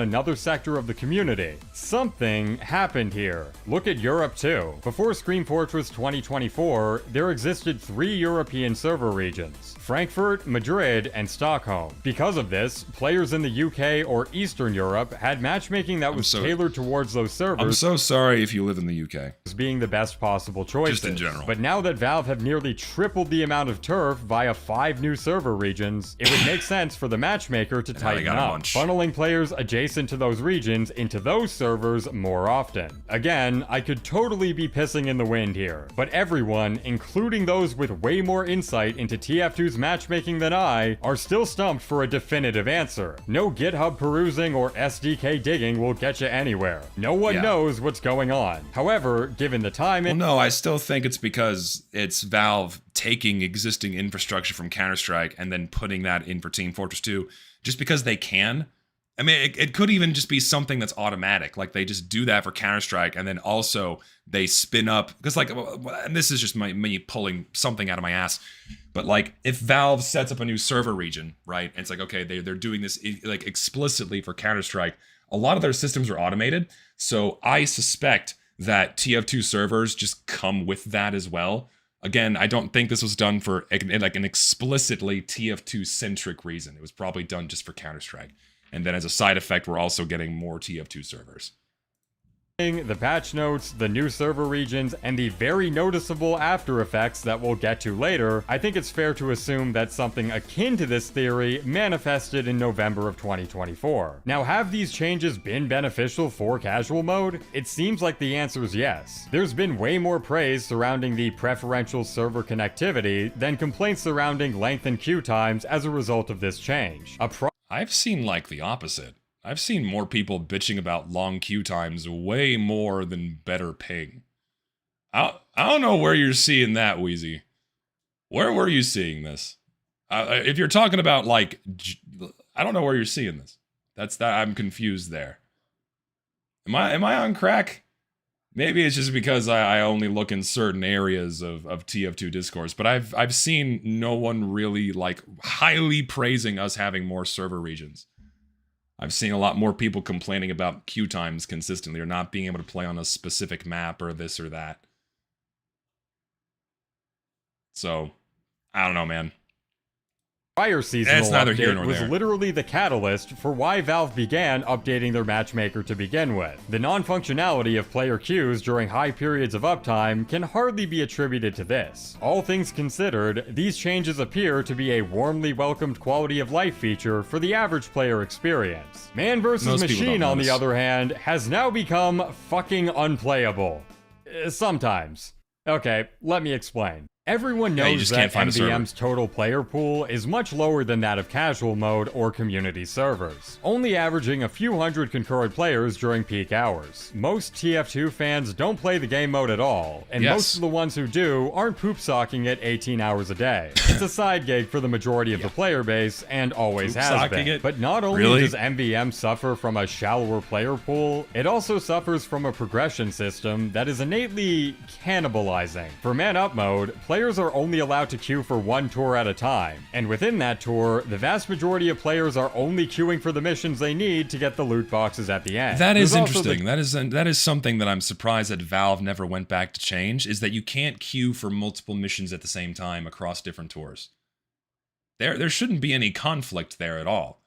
Like, if you could queue for both, you know, say, Mecha NG and Two Cities and all of those at the same time, that'd be like a big quality of life change. I suspect that's probably going to come with the MVM update because it's just a no-brainer. But we'll see. join game in progress. And that would help, you know, flesh out more areas of MVM if you could actually queue for multiple tours and multiple missions at the same time. Probably something about getting too much out of the tickets. No, because you consume one ticket per mission regardless of the mission. So if you're queuing for like multiple missions across multiple tours, that means you're going to have to buy more tickets. So that would just make Valve more money. So that's like a no-brainer. It's like, oh, you want people to like do more, you want people to do more tours? Well, shit, let them queue for multiple tours at the same time. They'll buy more tickets. Button, an elevated queue priority option that segments the available player base even more. The matchmaker takes an already constrained player pool and breaks it down into smaller and smaller chunks. This on its own was enough to already cause issues. Now, get ready for the fun part. You may have noticed that there was one typically omnipresent matchmaking condition that I neglected to mention. Ping. This is because the ping limiter, often used for casual mode, has been notoriously defunct for man versus machine. When Meet Your Match came out, this appeared to be an unintentional bug, and patch notes supposed he just never fucking fixed it. It's like, and just like, don't forget, right? And then just don't fucking forget, man versus machine piggybacks off the same fucking game coordinator that casual mode uses. So anytime Valve touches casual mode, it fucks up NVM and vice versa. And there's so much broken shit that they've just not addressed. None of these problems existed! Fuck! Supposedly rectifying the issue were brought out. But eventually, at some point down the road, the functionality of the ping limiter broke once again, and Valve never bothered to issue another fix. Lol. That doesn't mean the matchmaker didn't maintain the traditional regional preferences. It absolutely did. Degenerate high tours in particular would often use VPNs to target particular servers to increase the odds that they'd get placed into specific ongoing games. If you've ever been the victim of a last wave vote kick, good chance they had a friend 8 time zones away loading up Surfshark to cut the line and steal your loot. However, there was no way to directly and permanently filter out servers that had triple-digit ping counts.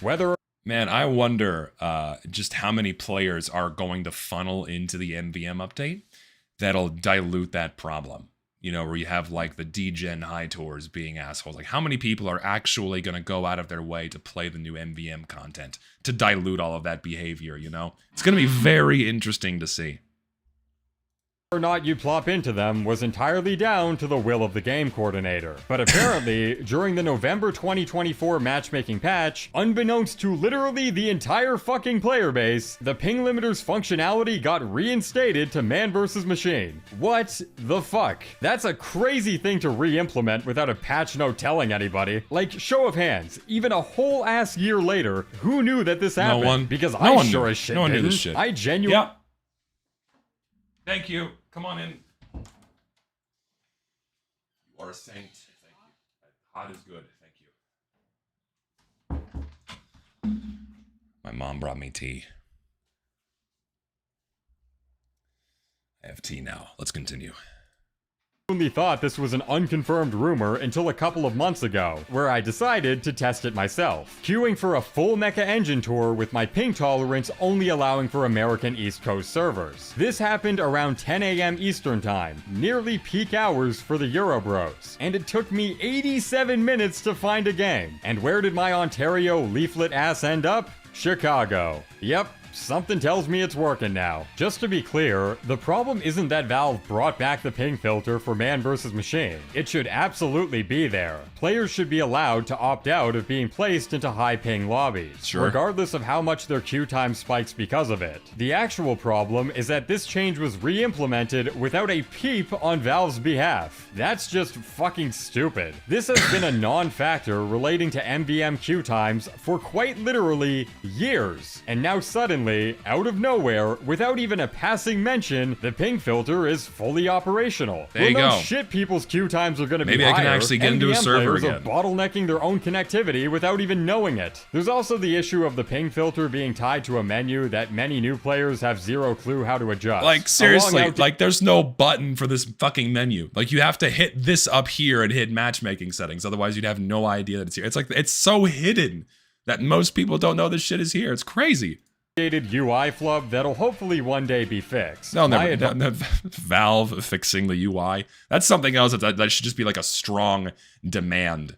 This is just improving the shitty UI that's like, fucking god, this the Jungle Inferno UI sucks so much. Like people say, oh, it's modern. I like this. I like the boxes. No, it fucking sucks. It's so much shit's hidden. It's a massive wall of massive list of maps. It just sucks. Oh, it sucks. Right next to the mission menu that brings up the ping slider whenever needed. Simple, clean, just have like a matchmaking settings button under your name that just says matchmaking settings. It's not that hard. Face and easily adjustable. Just put a button. What's one more fucking button on the goddamn menu? Add that by the Fuck MVM it, 50 update, buttons. and all's well that ends well. Okay, that's easy. Just adjust your ping settings whenever queuing for a late night mission, and you're good to go, right? Well, if that were the case, this video would only be 4 minutes long, and we're way past that point by now. See, a lot of MVM players have straight up quit the game due to the November patch. Even now, players are still claiming that the ping filter is unresponsive. Exhibit A.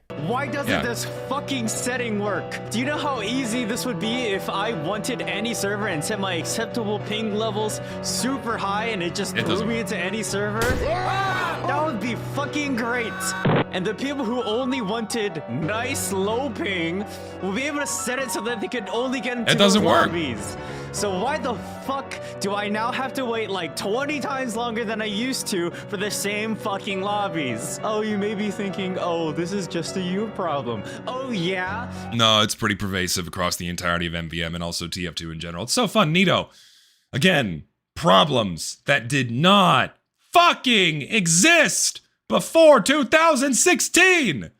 Fuck! Then why do all of the other people who I ask basically immediately know this issue? People I party with, people who I randomly run into, people who stopped playing because of the queue times? Fuck. Yeah. I can only do so many things before I get bored of sitting in the same fucking queue for 3 hours. You will not play.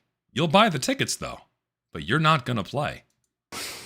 Wrong answer is nothing wrong here, by the way. There's totally nothing wrong. And if you complain about this, then you just want the game to die. You're just complaining. The Weezy is very clearly only doing this for rage bait. He's only doing this to try and get money.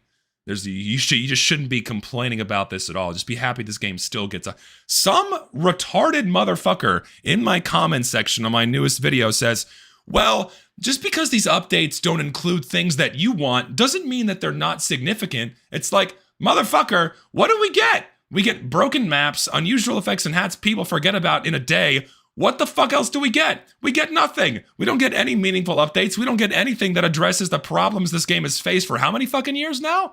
And like, apparently garbage hats and garbage maps are good enough for some people, therefore all the other games' problems can be fucking ignored. Like, what the fuck? Please leave this small indie company alone, yeah. Please leave this tiny indie company. Valve, you understand, Valve is a private company. They have no external shareholders pressuring them to do anything. Therefore, it's totally okay for them to neglect one of their IPs. You know, it's like It's totally okay because they're not a publicly. If they were publicly traded, then we could hold them accountable. But because they're not publicly traded, therefore they can just do whatever the fuck they want. They have no responsibilities, none whatsoever. Oh, I hate that argument so much. Well, they're privately traded, so you don't have to fucking do anything. Fuck off! Makes me so mad. It makes me so fucking mad. I hate that shit. I can completely understand why so many people have come to this conclusion. When you're so desperate for a lobby that you're literally telling the matchmaker you will take a server from fucking India if you bring me the boy. You have to. If you're still not getting connected anywhere, it's easy to assume that the ping filter is the same load of junk it's always. Screw you guys, I'm going home. I can't do Eric Cartman. It's not like a tone I can do. What's like a fucking Eric Cartman quote? I don't watch South Park that much. Screw you guys, I'm going home. That's the only thing I know.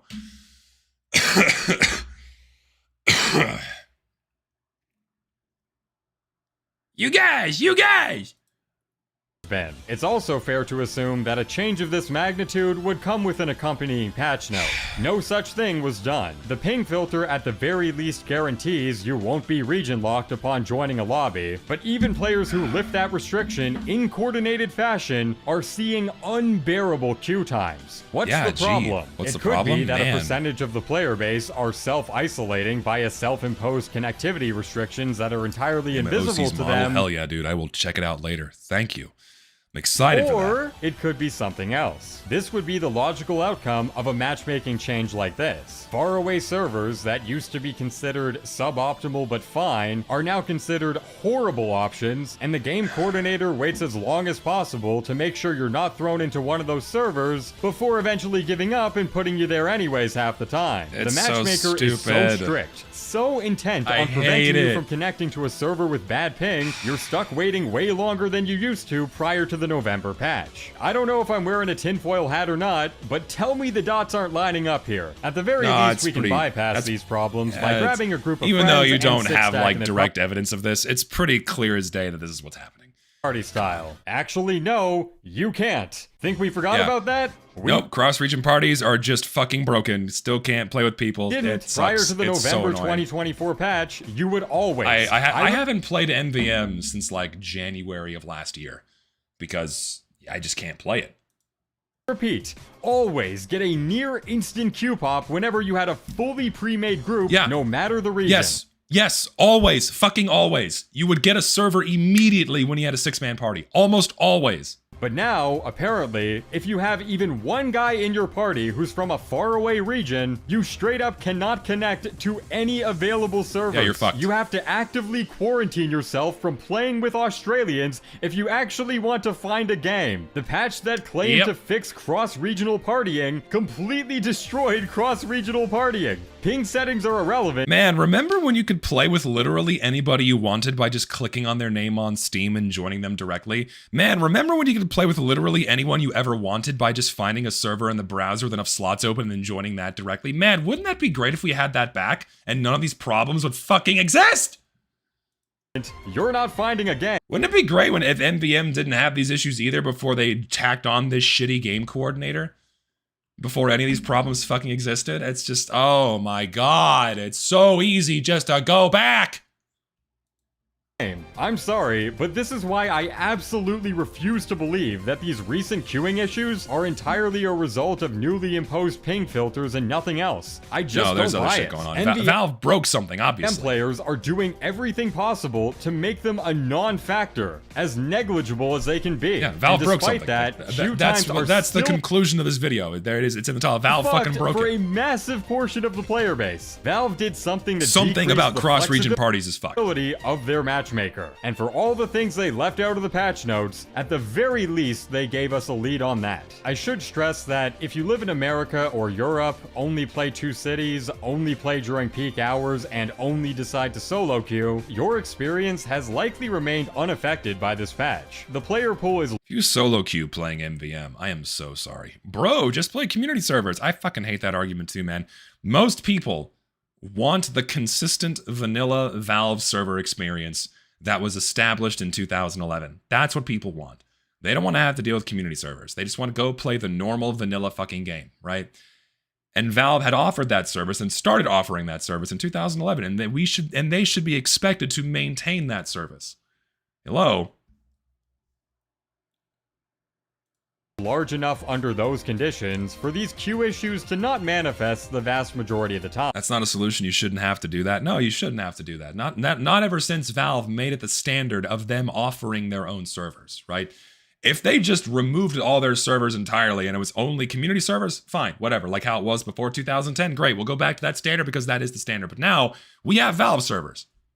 Hello.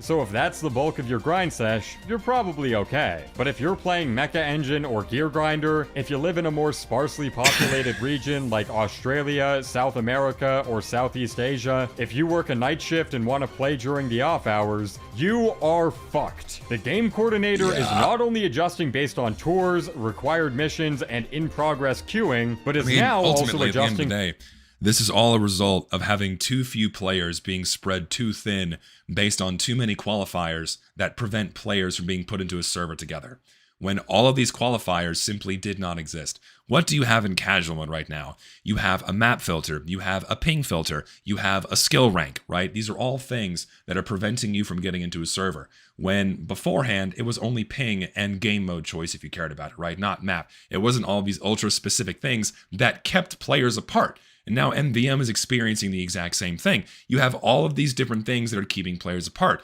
Server region, the tour you pick, the mission you pick, if it's an ongoing game, if you're in a party size, all that other shit, all of that stuff is keeping players apart in MVM, right?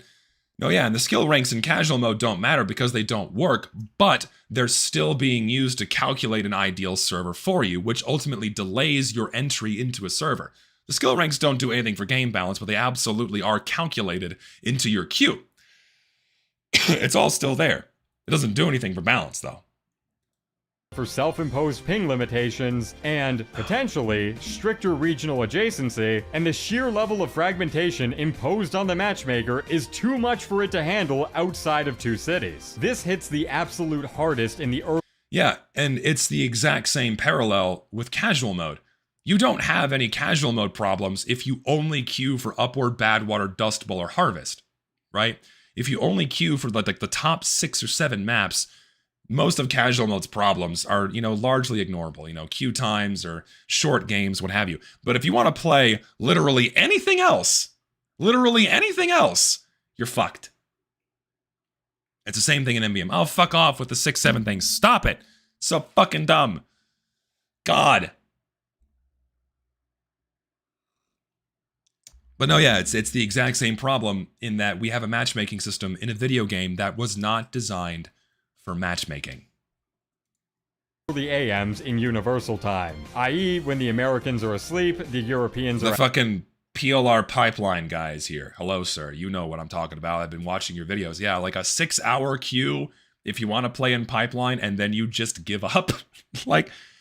Oh, well, and then I hate that argument too. Hey, yeah, just play Upward again. No, I don't want to play Upward again. I want to play Powerhouse. I love Powerhouse. This map's been in the game since 2015, but I'm not allowed to do that anymore because we have too many fucking maps in the game spreading players too thin. I need a match instantly ending for a meme I was making this morning, and it literally only took me 2 attempts to get what I needed. Welcome to Team Fortress 2. It's ridiculous. Yeah, it's... And mind you, again, something that never happened before Meet Your Match came out and shouldn't be happening at all, that people just accept as, tolerable or just outright acceptable because, oh, well, it's just how things are. It's like the frog in a boiling pot of water. Current day, 2-hour queue for a 15-minute match, I think that's totally fine. What are you complaining about? You got put into a server, right? Dude, I miss being able to play on Cold Front. I miss being able to play on Well. I miss being able to play on Gravel Pit consistently in full servers. I miss being able to play on Pipeline and Nightfall and Hightower and Powerhouse.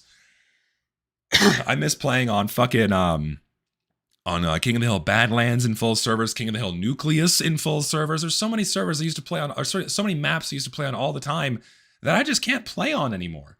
Because the matchmaking system sucks dick, and Valve keeps putting in more fucking maps that just die. It's so frustrating. we play all those maps on the Zesty server. No, yeah, of course, yeah. You get to play those maps on my TF2 servers. Yeah, and Freight, I fucking love CP Freight, but you can't play on it ever. Because the matchmaking system sucks. And like you get like one miracle, like, oh shit, I get put into a Freight server, and then the game's over in 3 minutes because the matchmaking rules ensure that 5 control point games last less than 5 minutes. It's so frustrating, man. There's so many things Valve could do to improve this game, largely by rolling things back to quick play. That would be so much better. Yeah, zestyjesus.com/servers if you want to play on my TF2 servers. At work, and Oceania is off the clock. Cross-regional play is now much more difficult to come by, which isn't a problem under conditions where it's not a necessity for group formation, but is absolutely unbearable under conditions where it is. The worst part about this is that it's a self-perpetuating problem. Why would anyone want to queue for Mecha Engine or Gear Grinder if it means waiting around for 20 minutes? They would. Yeah, and that just feeds into the lack of population for maps that would otherwise be played. It's like, oh yeah, I want to play on Pipeline. Pipeline is a good map, but why would I ever queue for it if I know I'm going to be waiting 30 minutes or longer? It's so stupid. And again, wasn't a problem before. Wouldn't. And so more and more players are running towards 2 cities for salvation, further straining the player pool for the other tours, increasing their queue times even more. And that's just on the man up side of things. Bootcamp has Doomsday. You played Doomsday yesterday on casual mode. I played for a whole 6 minutes before the match ended because no one knows how to play the game mode, and we got steamrolled. No. Oh, I miss Doomsday too. Oh, I used to play Doomsday all the time. Arguably had an even rougher go of it recently. As it turns out, further segmenting an already I'm amazed that so many people opt to play boot camp. Very small player base into a game mode that has over 24 queuable missions doesn't do much for the welfare of the game. Yeah. I can't confirm this one of my own accord. I'd rather deep throat the What's Doomsday? We are talking about SD Doomsday, Special Destruction Doomsday, a map added in 2013, right? Oh god, I can't remember. Yeah, it was added over a decade ago. Super fun map that no one plays anymore because casual mode killed it. So many people have never played on the map, ever. Special delivery, sorry. I'm sick. Special delivery. I was thinking player destruction and special delivery. It got combined into special destruction. I'm sorry. But yeah, because they put player destruction in alternative game modes, and all those maps go there to die. I can probably count the number of times on one hand that I've played Doomsday since 2016 in casual mode, not in community servers, but in casual mode. Than spend 8 minutes waiting for Timmy Tutor to hit his F4 button, but according to outside testimony, it appears the problems have been transferred over. Also, speaking of bootcamp, did you guys know that Valve apparently removed the functionality of letting you queue into vanilla MVM community servers? So apparently this is not true, and someone clarified this earlier in a donation, where apparently you still can be connected to community MVM servers. It's just that Valve either prioritizes their own servers, or there are so many Valve servers compared to community MVM servers that you're never placed into a community MVM server. Yeah, that was a thing. So in essence, this is functionally true in that you're not going to be put into a community server. Camp, even in 2024, was still operating off of the pre-Meet Your Match infrastructure that allowed you to get put into community servers. It's still functionally true that you're not going to be playing in a community MVM. And just like the ping filter, Valve got rid of it without a single clarifying patch. I've only ever played Boot Camp. It became my main way to experience some TF2 during the worst of the bot crisis. It's dead now thanks to the 2024 matchmaking update, and I'm mad about it. Really? Well, we have a living, breathing Boot Camp player right here telling us how much it sucks. There you go. And that's something that frustrates me too about how Valve tends to handle these smaller but still enjoyed game modes. Because that's something that happened in Counter-Strike as well. And I mentioned that in my last video, where I saw a couple of comments, thankfully not many because a lot of people agree with this, that Counter-Strike 2 is an unfinished port of Counter-Strike Global Offensive over to the Source 2 engine. And they left out so many once beloved game modes that just aren't there anymore. And it's so frustrating because these were genuinely fun and people really enjoyed these.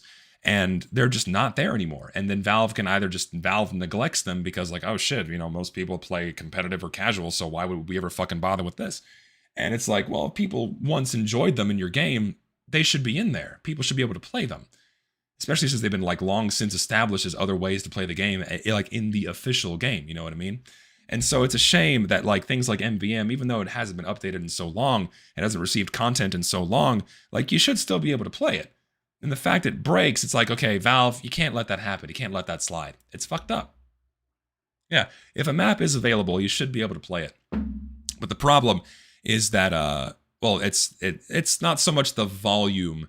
The volume problem is palpable for man versus machine, but it's more so for casual because we have like 122 maps in the vanilla rotation. I think more now because I don't. Is Smithsmith over? I stopped paying attention, but I don't know how many of the maps are actually going to stay in the vanilla rotation. We'll see. We have over 120 maps in the vanilla rotation. And that is a severe problem when it comes to spreading players too thin. And it just should not be happening. And so, like, obviously, yeah, if a map is in the game, you should be able to play it. But you oftentimes can't because it's like the self-feeding problem. Like, why would I ever queue for these things if I'm going to be waiting forever? And I can just avoid that by playing, you know, the top 5 most popular maps. It's so frustrating because, like, back when TF2 had 40 maps, this wasn't a problem. But now that we have more than triple that, it's a severe issue. Like, TF2 never needed more than 40 maps in the game when already only half of those were consistently played. But that still left the other 20 maps that weren't as popular. You could still find a full server on all of them because there were still enough players to go around. But not anymore. Just not enough people to go around to have like a consistently full server on every map. Now, you just have to wait indefinitely and cross your fingers that someone on a server or enough players on a server vote for one of those maps, and then you get put into it. Otherwise, you're just gonna be waiting indefinitely if you don't queue for Upward, Bad Water, Dust Bowl, what have you. It's really frustrating. Note. Granted, this was reliant on adjusting a convar to be eligible for the queue pool to begin with, which hosters in 2025 weren't necessarily following, but the functionality is no longer permissible and the modern server browser proves as much. Valve heard bring back quick play and responded by secretly deleting the last remaining remnant of quick play within the game. Have fun with that one. To give credit, it's funny because I guarantee you Valve has at least noticed that people are bitching about casual mode and are wanting something that resembles quick play reinstated. Like, to them, it's so funny too because like Valve has a much larger grasp on what the community is talking about. They have a much bigger finger on the pulse of what's going on in the TF2 community more than we like to realize, especially like the younger people that Valve has brought on. They pay attention to what people are saying. They don't ever acknowledge that they pay attention to what people are saying, but they look to see what's going on. And they also had the bring back quick play letter that was mailed to Valve. And so they know it's on people's radar. They know it's a common talking point. They know people are upset with the state of casual mode, but they're still not being pressured enough to actually do something about it. And that's why I'm really, really, really hoping that, because now that Valve has backed themselves into this corner with the MVM update of them basically being forced to address casual mode's dysfunctionality in order for this update to work properly, they're going to have to do something about the matchmaking system. Because if they do nothing, and I've said it a million times, this update's going to be a fucking shit show. Nothing is going to work. It's going to be literally unplayable unless Valve does something. And I think that's why this update is taking them so long, not just the play testing of the maps, but figuring out what the fuck they're going to do about the matchmaker. You know, because Valve ultimately, they don't want to remove something. You know, removing options only makes people angry, even if the options only led to a negative experience. So like, they don't want to remove casual mode because people are used to casual mode, even though they already did that with quick play. They removed quick play in favor of an inferior system. So if they remove casual mode for a superior system, then people should ideally be happy about that. But Valve doesn't want to rock the boat too much because they want to keep making the money off of this game. So the more stable they keep it, the better. So like, do something. I feel like that at best what we can get is like, okay, we'll make it behave like quick play, but we're still going to call it casual mode. It's like slipping the pill in the piece of cheese. I spoke about this before. I think that's the best we're going to get. It's not that they're scared. I think scared's the wrong word. I think they might be worried that people are going to start making noise again about the dysfunctionality of casual mode, especially if this update drops and they don't do anything about the matchmaker. Time will tell on that one. But I don't know, man. we'll see. Casual will kill the potential companionship you can get from yeah, absolutely. It absolutely killed the server camaraderie that you get in your typical game, because you're only spending 5 to 10 minutes in a server at a time, and you're just dumped away in favor of a completely new server. It's very frustrating. I hate this shit, man. It's so easily solved and they just don't do anything. Also, there's something else too I want to talk about, and that was a common response to the video I just made. It's like, well, you can't expect Valve to work on this 18-year-old game because no one's telling them to. People at Valve, they only work on things they want to work on. That's not true, by the way. That's like a very convenient myth that Valve cooked up. And I recommend people go read that thread of tweets by Richard Dietrich. It's a former Valve employee that wrote this thread of tweets. I have it pinned in my announcements Discord. You can go look in the other announcements channel. It's in there. And it's a former Valve employee discussing how they would often, and when game companies do this, they release company handbooks that are totally fake to give a fake public perception about how their companies actually work. There is absolutely a corporate arm that controls everything that's going on inside of Valve. It's a private company, but there are higher-ups that are telling people what to do. People don't just get to choose what they want to work on in order to seek out bonuses or whatever. Like, I'm sure that happens to some extent, but a lot of what's in that employee handbook is mostly is not true, or worded in such a way that it gives a false notion of what's actually going on in Valve. And what this former Valve employee said is there's absolutely a corporate arm that looms over everyone that works at Valve to work on specific things. Like, sure, they're given the freedom to go work on TF2 if they want to, and even if they wanted to, they're incentivized not to do that because, like, someone's watching behind their back and go, oh, well, you're not working on this bigger project, well, you're not getting a bonus this year. So we could absolutely have some people that want to work on TF2 at Valve right now, but they got a big corporate arm looking over their shoulder, making sure they're working on something that's going to make the company more money, or something that's going to be more a higher payout versus input, you know, or something that's not going to rock the boat, or what have you, right? None of these are excuses. Like, they should just be working on TF2 to make it better regardless. It's something they offer as a game and as a product, and it's their responsibility to maintain and make that better. But that's what goes on at Valve. And so, like, the notion that, like, oh, they're disinterested, like, that's probably not true. Like, sure, not everyone at Valve wants to work on TF2, but clearly someone does. Someone at Valve told them to make this NBM update and gave them the green light. They just didn't pull that out of their ass. They had no reason to do this. Someone wanted to do that, and they were given the green light to do it.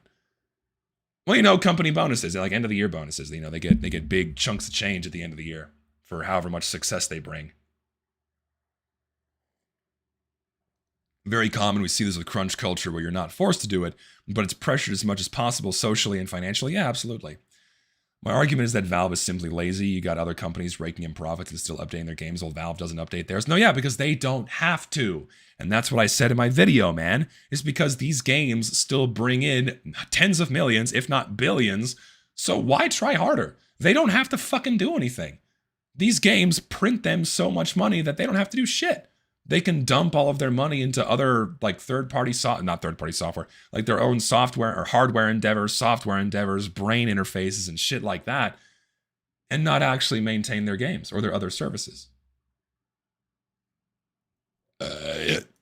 Where it's due, the problem Valve was trying to solve here absolutely did exist. You would get the occasional servers that had incredibly high latency, when just by waiting a little bit longer, you could find something much more local to you. I can't speak for everybody, but personally, Nintendo is worse, hands down. Don't make no mistake. Like, Valve doesn't have to do much to look better in the public eye when so many other companies consistently shoot themselves in the foot.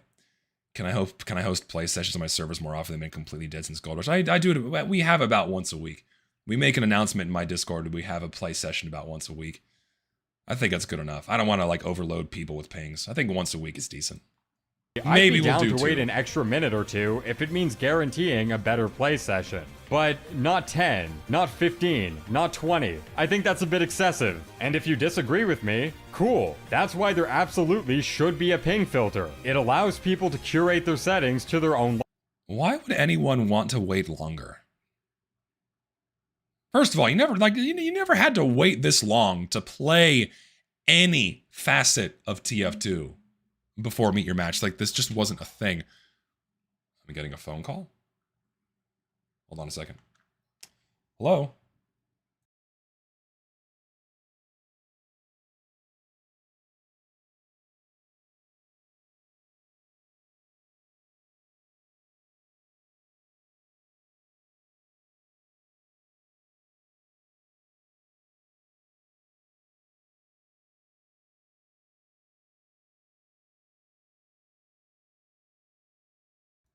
Okay, we're good.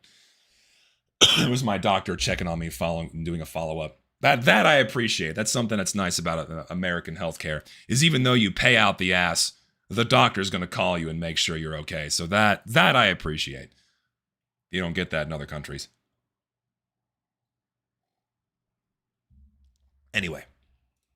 Liking, accepting the trade-offs at their own discretion. This kind of forced regional cohesion, however, is the very antithesis of curation, and multiple sectors of the MVM community have suffered needlessly because of it. I know I've been on kind of a negativity streak recently, and I do apologize if it's been tiring, but there's no better— Weezy, what the fuck do you mean negativity streak? You are talking about a problem. That doesn't mean it's bad that you're talking about a problem. I hate that shit so much. I hate that. Oh, this makes me so fucking mad. Oh my God. Like the fact you have to apologize for talking about something that just shouldn't be happening in the game at all and wasn't a problem for years before Meet Your Match came out. The fact you have to like preface it or like say it at the end like, oh, I'm so sorry I've been negative, when he's done nothing but express genuine concern about what this update's going to be like and where Valve is going to take this update, the content they're going to pick, how it's going to launch, all the problems that are going to come with it. Like, Valve has done nothing but show us that they are fucking incompetent when it comes to pushing content dumps for this game. And if the past several years of updates have shown us anything, the MVM update is going to be fucking broken unless they take things just a little bit more seriously. So, like, I am so glad, finally, someone, anyone other than me, is raising the alarm about something going wrong in this game. Fucking finally. Thank you, Weezy, for doing this. Seriously, don't fucking apologize. Like, don't apologize for anything. If you want to talk about something because you think it's valuable to do so, don't say fucking sorry.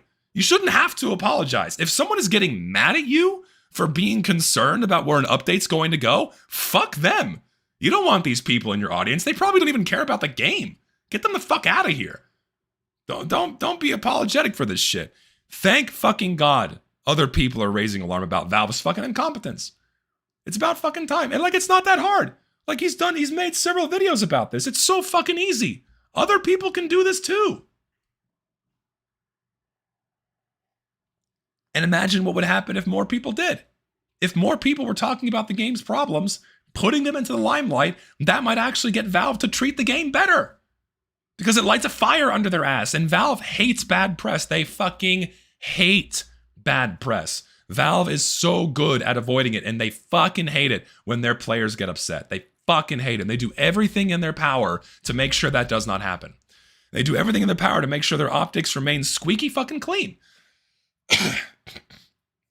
And so if you get more people that Valve cannot control, because Valve can control the media, they don't pay them off, they kind of do. Again, go read that thread of tweets. As a part of that thread of tweets, Valve very often wines and dines people from gaming journalists to go like, hey, you know, if we fuck up, make sure you turn a blind eye. We'll give you an exclusive on something, right?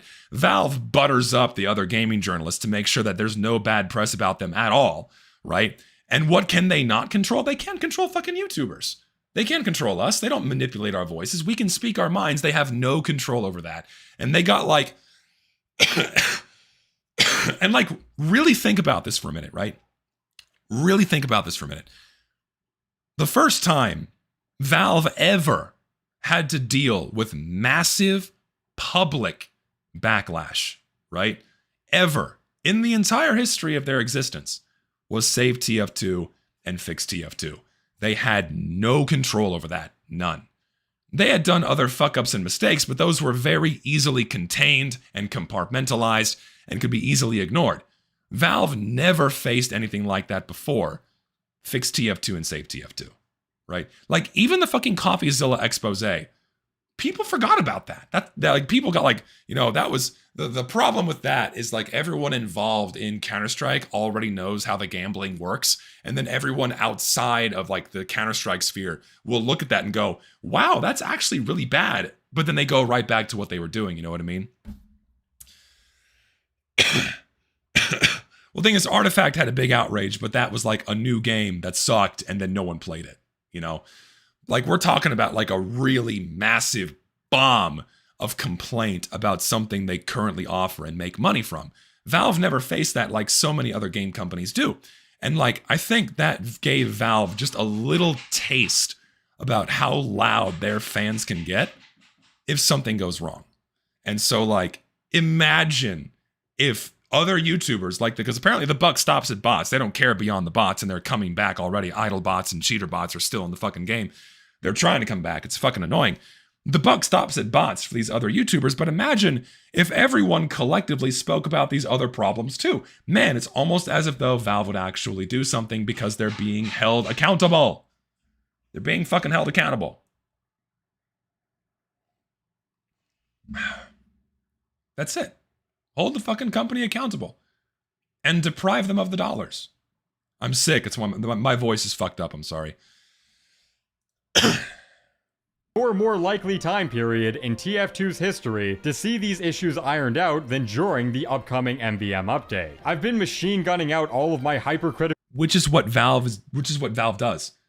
You know, they push out the update first and then fix the problems later, which is not how it should go. Videos back to back to back to back for this reason. We're in the home Good. stretch. Be critical. Be critical. It's okay. Like, don't apologize. This is a problem. You are the MVM guy. Like, this is what people would expect from you. Crown jewel of the post-Jungle Inferno TF2 era. So it's kind of sad that this is going to be the crown jewel for updates. Post-Jungle Inferno is a fucking MVM update that Valve didn't even make, by the way. Believe me when I say, Valve, this is the big one. Novelty, spectacle, relieving a decades-long content drought, all of these are things that can carry an update in the short term. But what happens to players coming home after a night shift, wondering why they're unable to find a game? What happens when you can't play the game? That's the simple fucking question. What do these updates fucking matter if you can't play the game? What do these updates matter if all of the content sucks or is broken? Like, why is it taboo or even considered like not okay to talk about? Like, why do you have to apologize for bringing up these concerns? I don't get it. Why do people feel compelled to fucking apologize? Don't. Happens when people want to try out the older content, but the cross-regional player activity doesn't exist in large enough quantities to stimulate it? What happens when you have to cut off your Aussie friend from your party because his kangaroo Wi-Fi fucks the lobby for everyone? These problems aren't just harmful, but so unbelievably... Thoughts on TF2 Source 2 rumors? It's not happening. Valve is not porting this game over to Source 2. It's just not going to happen. Unnecessary. None of this was happening before November 2024. It ain't gonna happen. Nowhere near to the I same... will be shocked if they do a Source 2 port. Also, I missed another donation. I remember my experience before Meet Your Match where queues could still be long for man versus machine. Initially, they were. Like when MVM first launched in 2013, they were still hammering out the matchmaker. But by like 2015 going to early 2016, things had pretty much been hammered out and it worked pretty well. 2012, sorry. Extent at least. And that's all short-term talk. While the MVM update will bolster the game mode's player base, who's to say the additional queue fractionalization caused by the new content will not only invalidate that extra player liquidity, but segregate the player base further and further and further to the point where we're worse off than we are right now. Oh, dude, it's going to be such a shit show. If Valve does nothing, man. Because remember, I said it earlier and in so many times before, the fucking matchmaker is used for both systems. It's used for casual mode and for man versus machine. Like when man versus machine gets overloaded and players get stretched even thinner, what the fuck is going to happen? Seriously, What the fuck's gonna happen when this update comes? I am so excited. I'm so excited to see how much of a shit show this is gonna be. I can't wait. Like I'm like the fucking Grinch on Christmas morning. I cannot wait for people to be like walking out in the streets and crying that their presents aren't there. Because like people are expecting Santa Claus to come and deliver this epic, awesome functioning update. But what's gonna happen? Everything's gonna be fucking gone. Nothing's gonna work. You're not even gonna be able to fucking play it. And I'm gonna be on top of fucking Mount Crumpet going, fucking idiots. We were expecting a holiday? That shit's not gonna work. Like, I really want Valve to get egg on their face. I hope they don't. I really hope they don't. Like, I hope they do the right thing and they make sure everything works. But man, Valve needs to take an L. They need to take a serious, massive, public L massively in order for more people to get on the side of like, okay, yeah, this is not acceptable. They really need to take care of this game more. This isn't even a fearful speculation. This is literally happening as we speak. Yes. You could even argue community campaigns have contributed to this. At the end of the day, I'm not a game designer. I'm not going to pretend like I have all the answers on how to solve these negative. You don't need to be a chef to know when your steak is burnt. You don't need to be a food critic to know when the food tastes like shit. You can very easily say when there is a problem and that it should be addressed by those who are responsible for maintaining it. Like you don't need these fucking qualifiers. You just don't. You can point to something and go, hey, this is not good. There you go. You got your fucking food analogy. Yeah, you don't need to be a chef to notice you got a pile of shit on your plate. Well, how could you criticize the chef? They know what they're doing. You just eat the shit. Just eat it.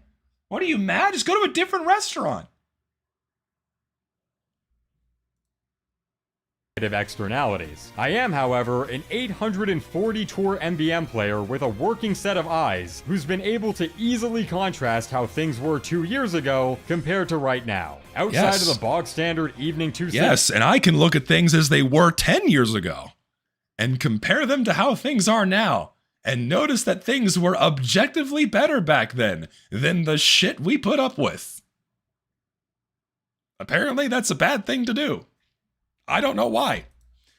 Grind, the experience has become markedly worse for everything else. And come the MVM update, it's very likely 2 cities will follow in the same tracks. If you don't care now, you will care then. I'm making this video in the hopes that anyone from Valve working on the MVM update will see these issues and take action before launch day. Man, it's almost as if though complaining about fucking problems puts it on Valve's radar and they do something about it. Oh my god!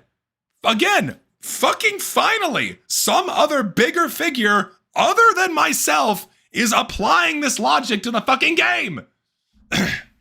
Fucking finally. It's so fucking annoying.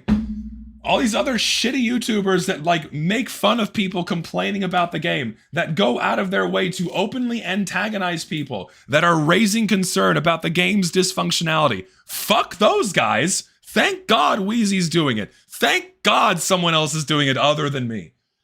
Because who would have fucking thought that actually complaining about a problem might get the company to do something?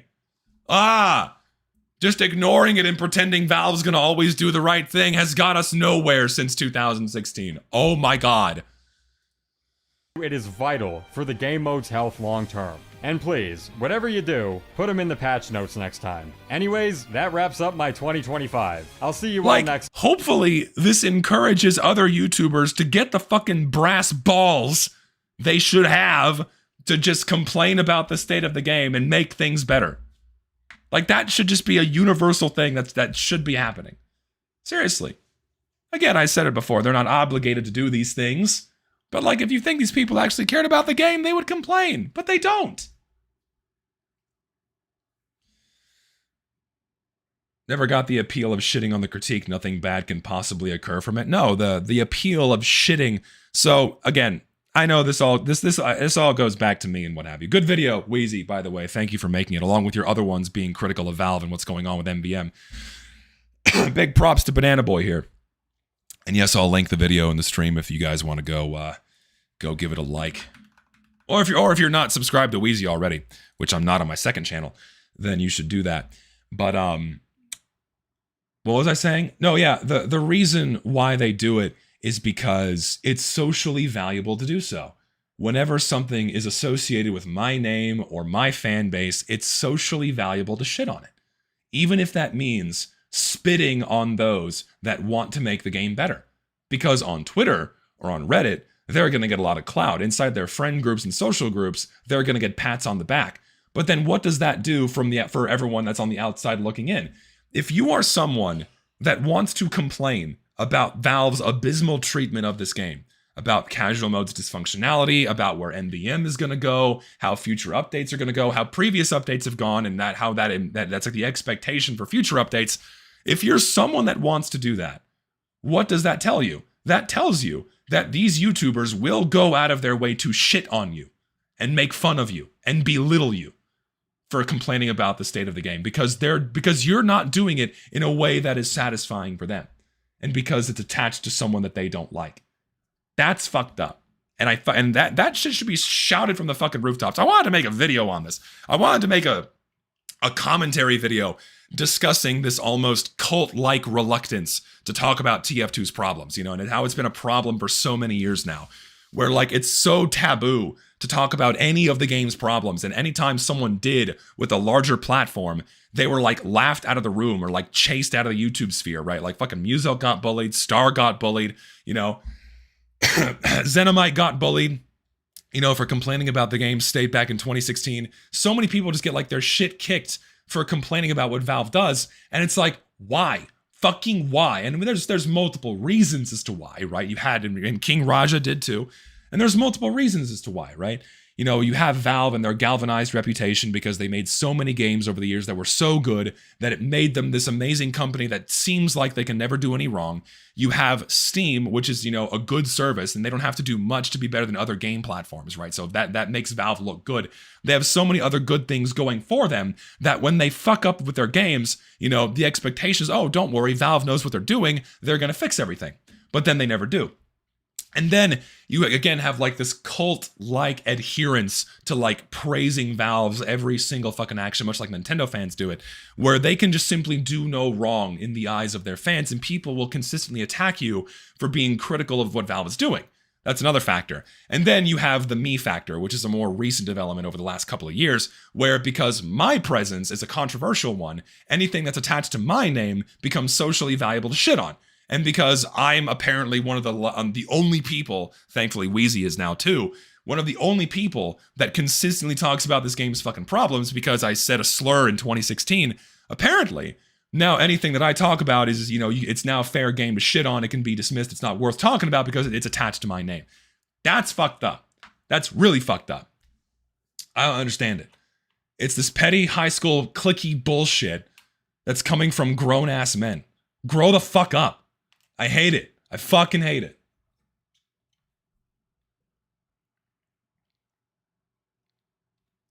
Pisses me off.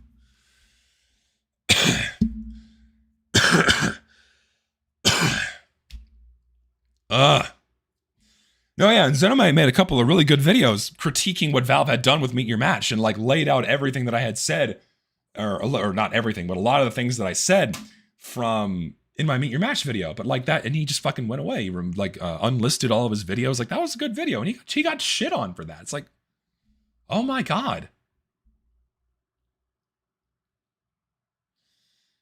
Well, no, that's the thing, man. It's not like an excuse. Like people like the infinite game of telephone people have played with my name has blown me up into like this insane monster. Where like I see someone like, oh, well, I hate you. And I go, why? Well, I don't know, but I hate you. It's like, okay. It's like they don't know why they hate me. They don't know why.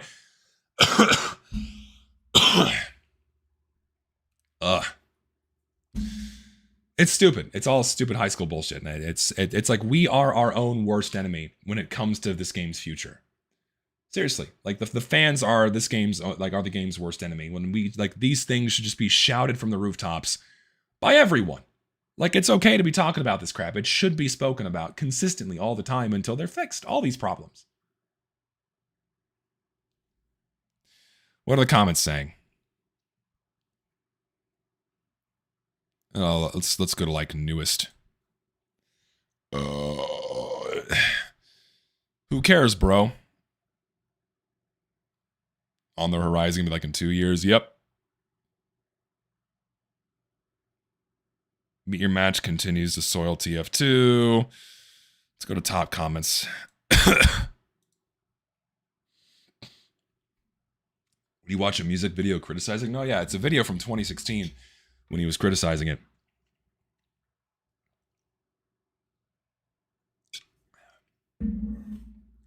No, these people don't play TF2. I'm like, here's an example right here.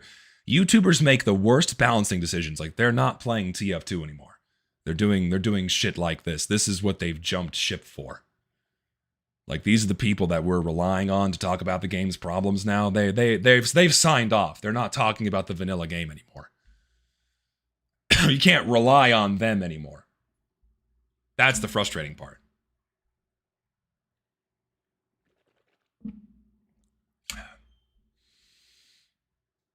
Can't criticize the company that owns billions of dollars. Well, no, yeah, TF2 is never going to die in a sense. The game is free, and then so long as the game is free, people are going to be playing it. And Valve has no incentive to shut the game down so long as it's earning them money for literally no work. So the game's not going anywhere anytime soon. That's just a fact. So let me put some music on as I continue speaking here. The silence is overwhelming.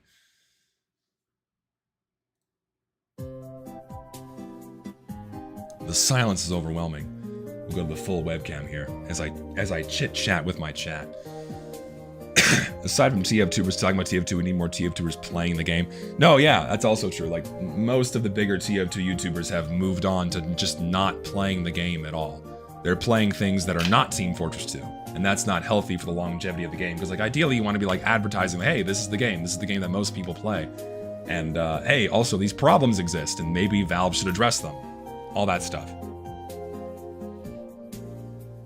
Brain age music to make us 200 IQ, indeed.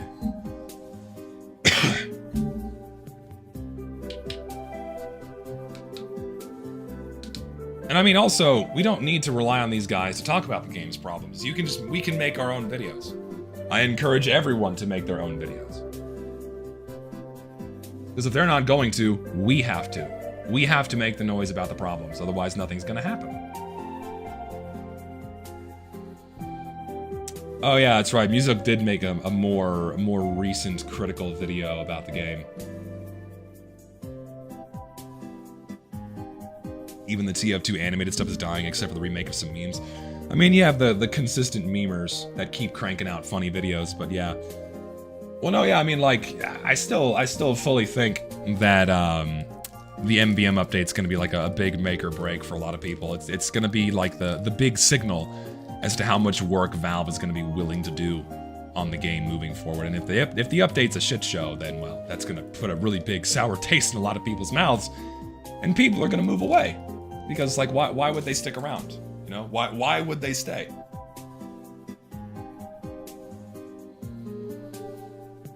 No, yeah, and Gmod and SFM videos are still going to be made, but that's also like not the game. It's the memes, and that's like what a lot of discourse about TF2 surrounds, are the memes and the characters and the artwork and what have you. You know, we do need more people just playing the vanilla game and showcasing it and talking about its problems. So hopefully they get improved and get more people playing the vanilla game, because the vanilla game is just going to keep dying. That's why I say an MVM update's not what the game needs right now. We need the vanilla game needs significantly more help. A lot more help. Desperately needs help. If we want this game to continue being playable for the foreseeable future. Turned down my music a bit. I didn't realize it was so loud. I'm sorry. One wonders why Valve even decided to announce the MVM update when upkeeping the status quo was so much easier.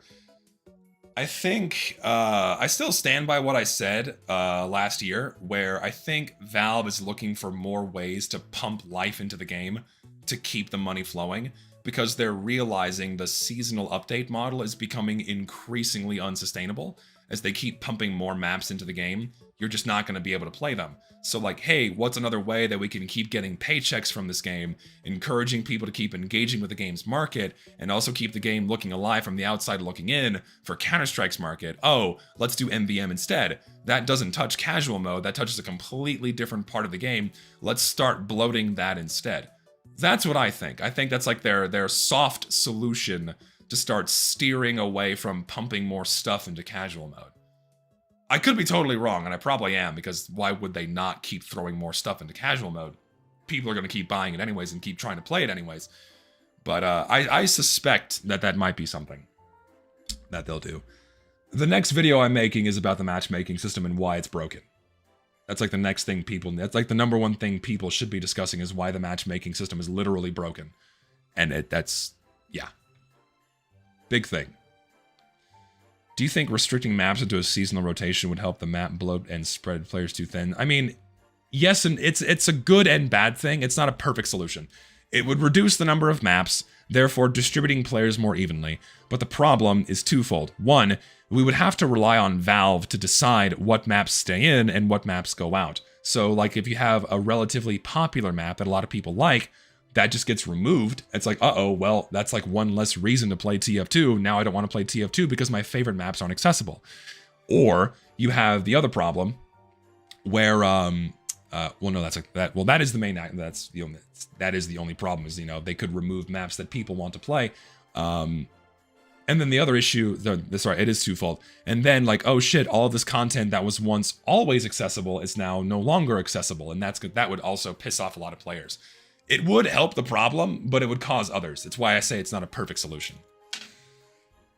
Yes, I also have the Emporium video to make. Oh my god, that is something that's just so monumental. It's a monumental task that I have to get through. I will eventually do it soon. It's like, I really want to focus on this matchmaking stuff first, because that's like an actual pressing problem. And with the MVM update coming up so, hopefully soon, like, there's not been a better time to press Valve to actually work on the gameplay. And that's why I want to get these videos out as soon as possible, to get Valve to like, hey, maybe you can do something. And then after that, we'll see what happens with the fucking MVM update. I've been chipping away at it in the background, so like there's some progress on it, largely putting all these things together. But it's just, woof, it's a lot.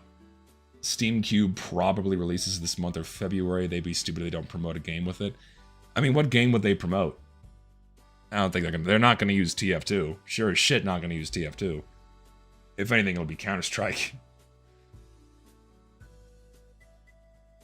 Honestly, am I tired about talking about it? Yeah, I am tired about talking about it. I'm tired of being like one of the only voices in the room, pointing at the fucking elephants, the big fluorescent pink elephants that are here, that like people have become so accustomed to, they've become part of the room itself. Like, hey, more people were talking about it. Maybe the elephant could go away. It'd be nice.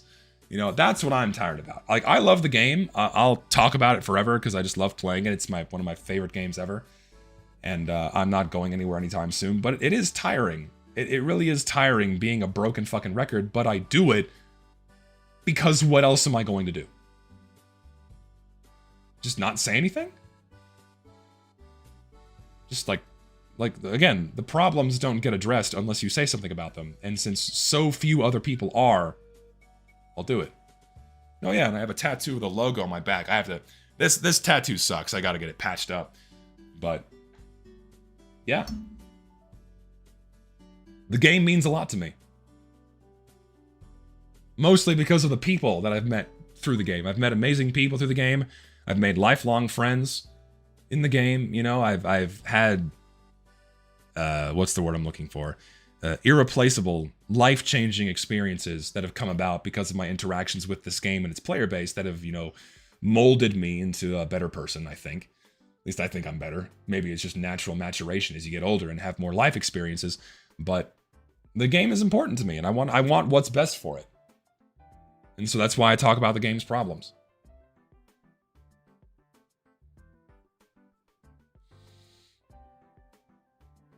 First multiplayer game I've played. Oh yeah, it was one of my first multiplayer games I ever played too.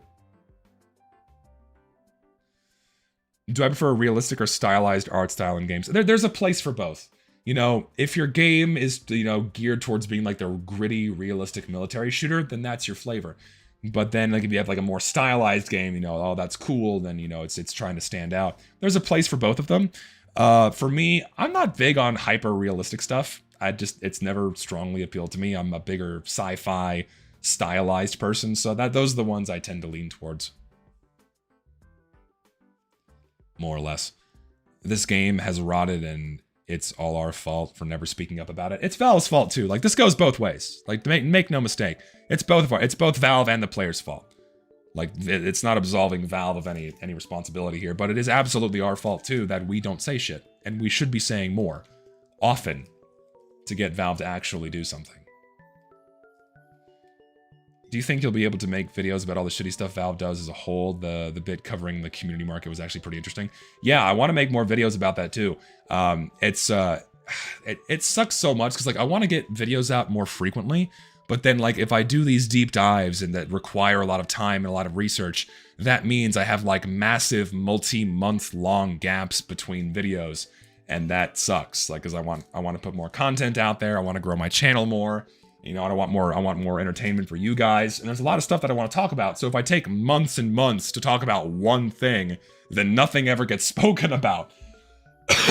So it's frustrating.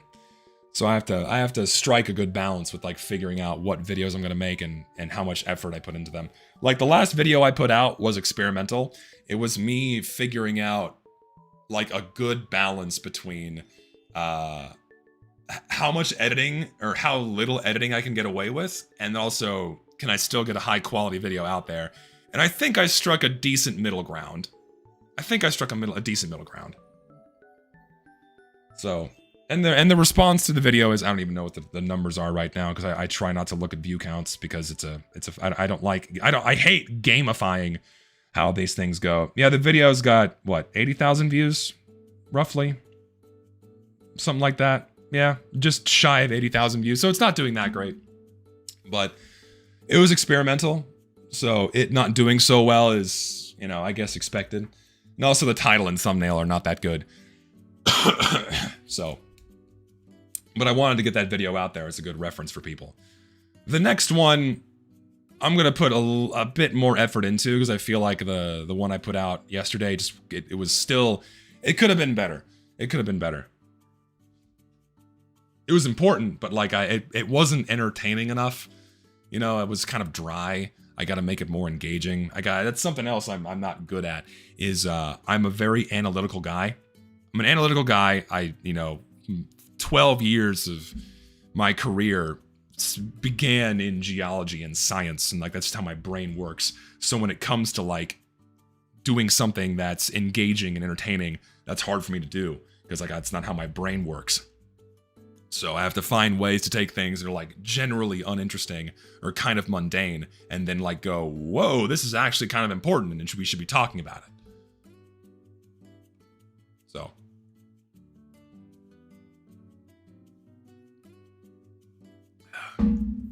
Well, I'm glad some people found it entertaining. That's good. Happy about that. It's, again, decent middle ground. I think I've struck with this one, but we'll go a bit harder on the next.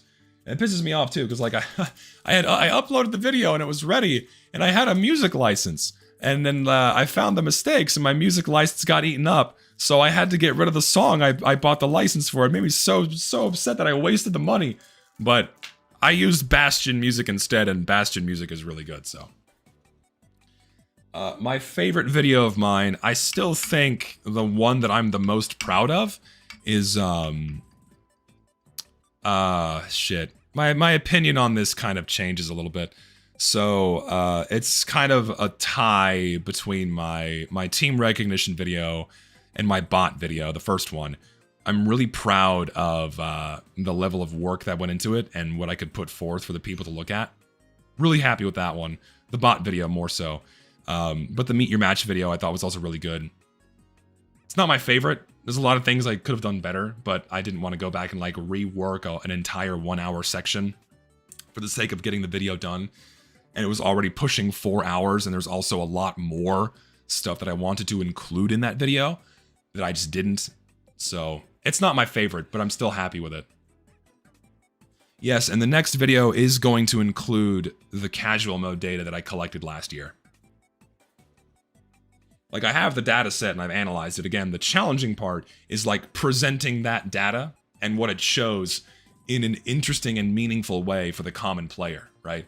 Because like, it's a good grab for a video. Like, I analyzed 8 million casual matches, right? That's like, whoa. But then what does that tell you? What information do you get from that, right? And I have to like find a way to present my findings in a way like, oh, that's interesting to the common player. Like, oh, wow, I never thought of it that way. That's the tricky part. I'm pretty good at doing that. I have to work on it.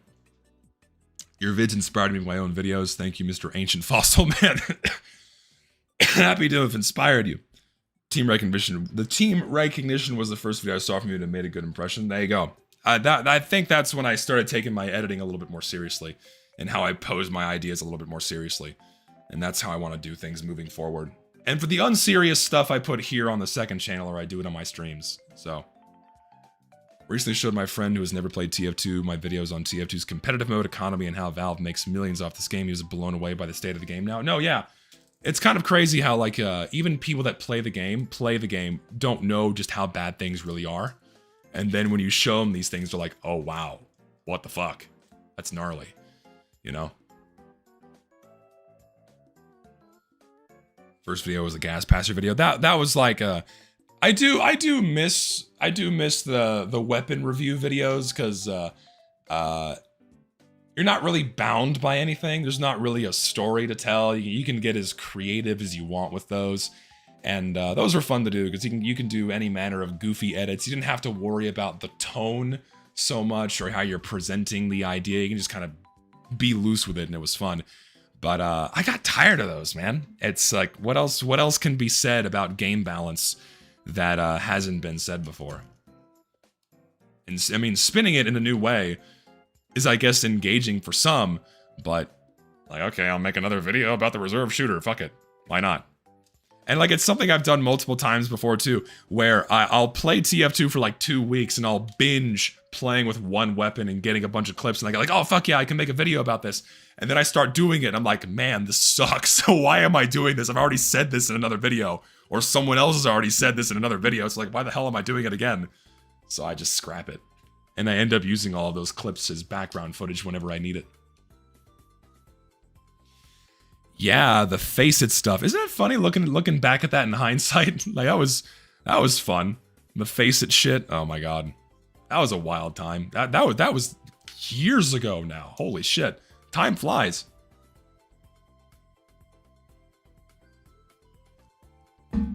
Dragon's Fury feels good to play when you're not playing on a potato, and when you're on a community server using a visual fixes mod, so you're not flashbanging yourself every time. Oh yeah, one more random aside. Look what I got. I got a camera boom arm that I'm gonna mount to my wall so my camera stops shaking every time I hit my desk. So hopefully I'm gonna remember to do that tomorrow. So actually have it. Look what I have, a gun! No, I'm gonna put that on the wall so my camera stops shaking when I hit the desk.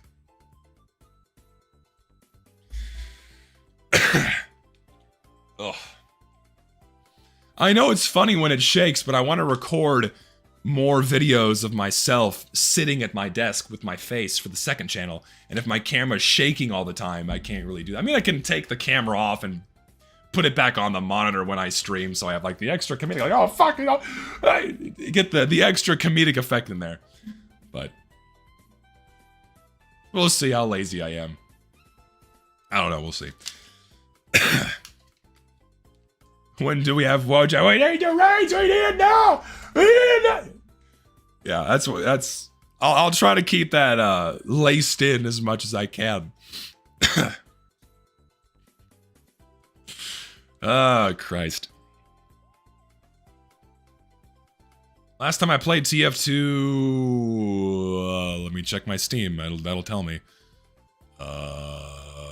When did I play TF2 last? It was on, not yesterday, because I opened my inventory for something. It was before New Year's. I was playing on a community server. Yeah, like late December.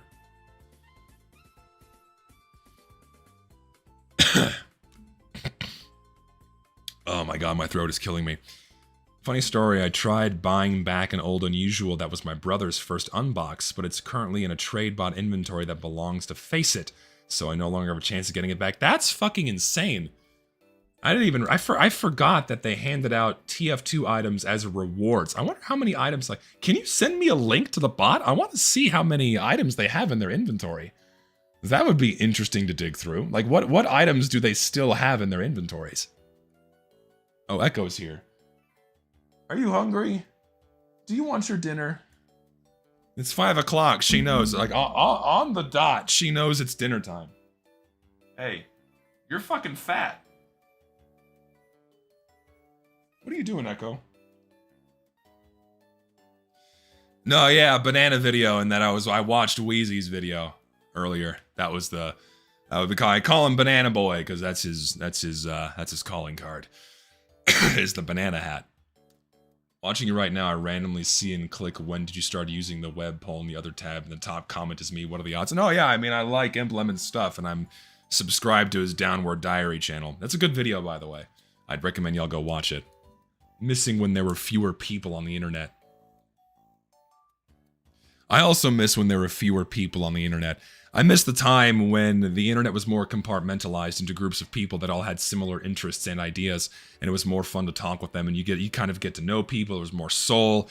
Everyone wasn't kind of crammed into the same room, all screeching and clamoring for attention, and trying to like get people angry for clicks or lying for clicks or doing, you know, it's so annoying and lame, and just not as personal. It's harder to meet people. It's harder to, you know, find things that are more meaningful on the internet, and everyone wasn't fucking fighting. I mean, you had infighting inside of more niche groups, but yeah, it was way different back then, man. Because I started using the internet in the 90s. Like, we got our internet connection in 1998. I think is when we got our connection in the house. That's when we got our first computer in 1998 is when we got our first computer. And I vividly remember dial-up, downloading a fucking picture, taking like 30 minutes. It was so fun.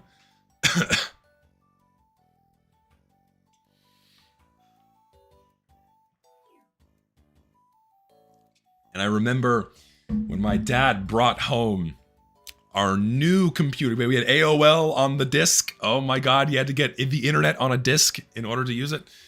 Good times. But like, I vividly remember one of the first games I played on the PC was 3D Frog Frenzy, and I played that shit I had Windows 98, man. And so, I had Windows 98, and playing 3D Frog Frenzy was super fun when I was like 7 years old. It was awesome. And then oh, you sent me the Faceit trade bot? Let me see. Wow, that's crazy. This is the trade bot? Interesting. I wonder how many more they have. They don't have much in their inventory, but they have a few things. Here, I'll desktop. Yeah, so this is one of Faceit's bots for TF2 items. So they have a few unusuals mixed in here.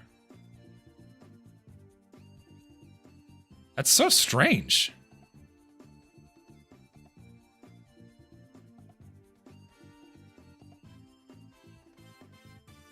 And so, like...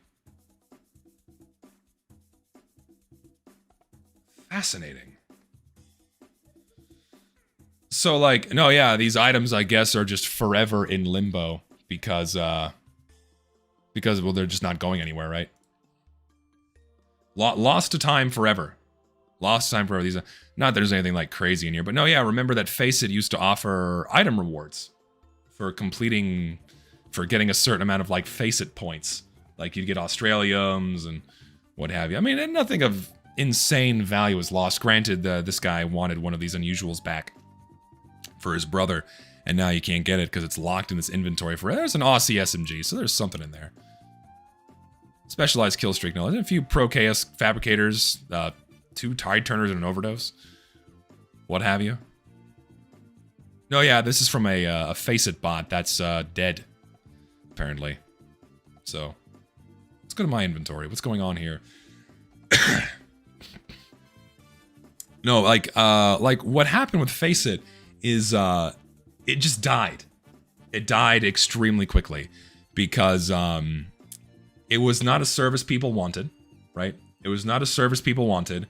People tried it out. They didn't like it. It was this weird pseudo competitive mode where you had 12v12 queues and then map selections, and it just was not fun for most people. And so it very quickly died. And like once Faceit stopped promoting the platform by using streamers to pump up its numbers, it died like that overnight. Like I vividly remember so many of these random no-name streamers that like no one had ever heard of before suddenly getting like 5,000 viewers on Twitch or some ridiculous numbers like that. Because when you open the Faceit client, that counted as a viewer on that stream. Even though if you weren't actually watching the stream would be up on the Faceit client. And so their numbers would get massively bloated and have a fuckload of viewers to make it look more popular than it actually was. And then you also had stream rewards too, right? And the YouTubers were indirectly sponsored by Faceit. They were given goodie bags and given early access. Like that is a sponsorship, even though it's not explicitly a sponsorship. And they also had like the viewer rewards for watching someone stream, and you get Faceit points. They did all of this marketing and all of this shit only for people to fucking hate the service they were providing. And they did like one major update to the system and then they just abandoned it because it wasn't what people wanted. People don't want a Faceit competitive TF2 experience. They want the vanilla TF2 experience. And if you're hosting anything other than that, chances are it's not going to work. People aren't going to be interested in that. And so it fucking died. And then I made 2 videos calling them out on their bullshit. First of all, this is not something people want. People don't want like a diet pseudo competitive bullshit. Yeah, you have to download a rootkit anti-cheat onto your computer in order to play it, which is invasive. And then if you go look at all the shit they can do, they can like record your screen and screenshot what you're doing with your computer running. Like you don't even have to be playing the game. They can just look at your shit whenever they want to. That's terrifying. That was suspect to say the least. I remember that shit. And then like finding out that all of these other YouTubers were like being sponsored by him. They got goodie bags, they got early access, and so they were naturally inclined to say positive things about Faceit when most people were like, wow, this fucking sucks. And they abandoned it. It died in like a month.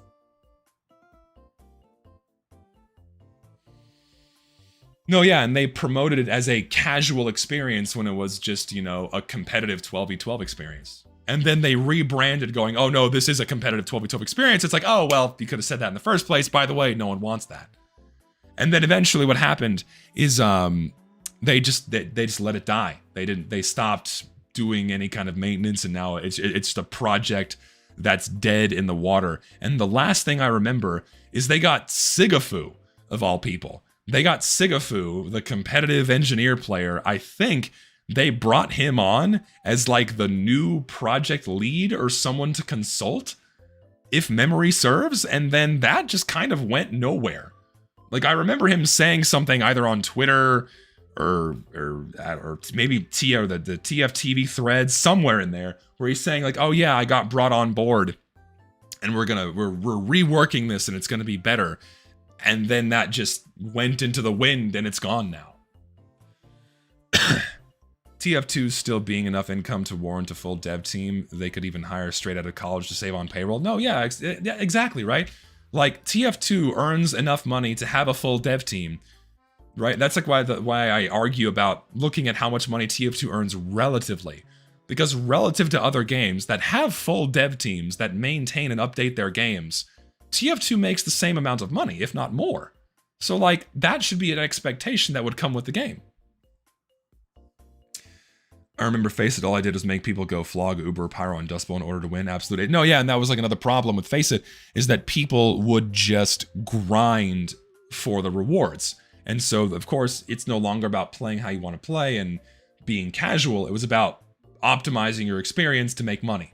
It's because you could get Australians and unusuals from this shit, right? You could make hundreds of dollars by earning Faceit points. And so, whoop-de-doo. Do you think your life would be better if I stopped thinking about TF2 altogether? TF2 doesn't define my life. I have like TF2 makes up like 1% of my daily thoughts. I got a lot more going on than than TF2, man. I appreciate the concern, but my life is not this game. Oh yeah, and their anti-cheat was terrible. I also remember that. Yeah, the other 99% of my thoughts are entirely Blue Archive related. I'm sorry. I need my Blue Archive anime fix.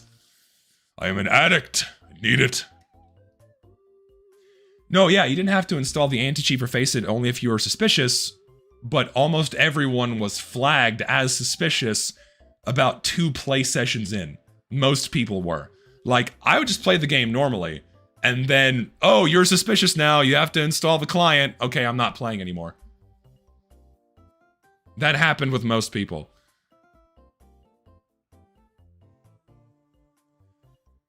Gunnar. Whatever. Yes. Yeah.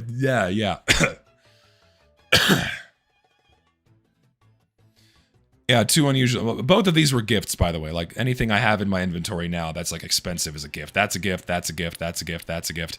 That's a gift, that's a gift, that's a gift. I bought that as a meme. These were all gifts. A lot of these skins were gifts because they were people very kindly donated these to me. I bought this one in 2016. This is the one item that I'm never going to sell in my inventory ever. Because it just has too much sentimental value, so this one stays in my inventory forever. And I have some remnants from my... That was a gift. This one here, very kind of someone to donate this. Very cool skins, thank you, one of my favorites. A lot of these are remnants from my collection I once had. I kept the skins I like to play with. That's a gift, that's a gift, that's a gift, that's a gift, that's a gift. Yeah. That's a gift...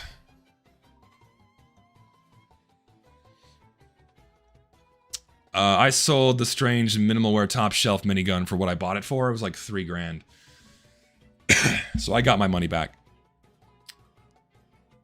I wish there was a way to turn your items that you currently own in your inventory toggleable if you want them to be tradable or not. That would be nice. It would be a nice, like, added layer of protection. I wouldn't mind that at all. Interesting that, like, Counter-Strike kind of has that with the storage units. Like, if something's in a storage unit, you can't see it. And it's not tradable. So that's like an extra layer of protection that TF2 would benefit from. So the only unusual I spent money on is the absolute worst I own? Yes, I bought this as a shitty meme. Because I am the Mary Cone guy. I am the Mary Cone guy, so I gotta maintain the image. No, yeah, a lot of my deck, the strange things don't show. Like, pretty much all the skins I have are strange. It's easier to show the ones that aren't. This one's not. This one's not. That was a gift. The unusual ones are not. These are not. But pretty much every other one is. No, the top shelf mini is not strange. A strange factory new one does not exist. I tried to make it exist on multiple occasions, but it's just one of those skins that's... someone is going to have to either dump a shitload of money into a very expensive trade-up for, at best, a 1 in 3 chance of getting this skin. Or someone's gonna have to get very lucky and do like 10% trade-ups to get a strange factory new top shelf minigun, because it still has not been brought into existence. Like, the last time someone did a trade-up for this skin, a strange factory new top shelf minigun, a crazy motherfucker dropped like $20,000 on 10 strange factory new mercenary grade skins and did a 100% trade up, and he got a grenade launcher. Oh, it was so devastating. It's a 1 in 3. The odds were decent, but he missed out, man. And so he lost a little bit of money. I don't think he'll ever get 20 grand for it, but yeah, if someone actually got the strange factory new top shelf minigun, it's probably worth, ballparking it, maybe 30 grand to the right buyer. It's just like such a legendary item amongst traders that, like, if this thing was brought into existence, someone would absolutely pay massive top dollar for it just for the sake of owning it. I think so.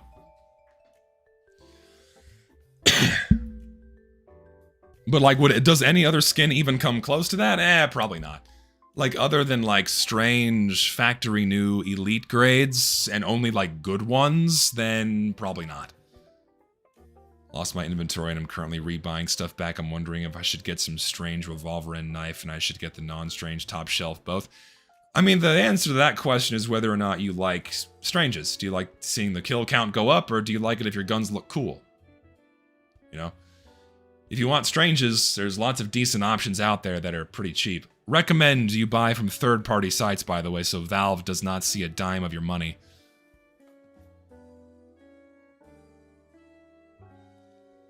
I mean, a full white gem macaw masked would be very expensive, but that's such a niche item that's really only appreciated by other skin traders that it's so hard to price something like that. And it depends on like if it's applied onto a weapon or if it's just the war paint, if it's strange, what wear it's in. It's just it's so hard to like price. It'd be probably hundreds or thousands of dollars, but it's really hard to say. What site would I recommend? If I'm buying something for cash, I use Manco Store. Ultimately, it's picking a lesser of evils. Manco Store is a place that really doesn't care about selling scammed items. So most of what a lot of what you're buying on there was probably scammed off of somebody. They don't punish people for buying scammed items, or selling scammed items. But then the alternative is using marketplace.tf, which is owned by self-admitted pedophiles. So pick your poison. Beyond that, not a lot of other good marketplaces that I can think of. It sucks that we have such limited options. Can you even tell the difference between factory new and minimal wear top shelf? I mean, yeah, you can. I can show you. If you have, it depends on how high your quality settings are.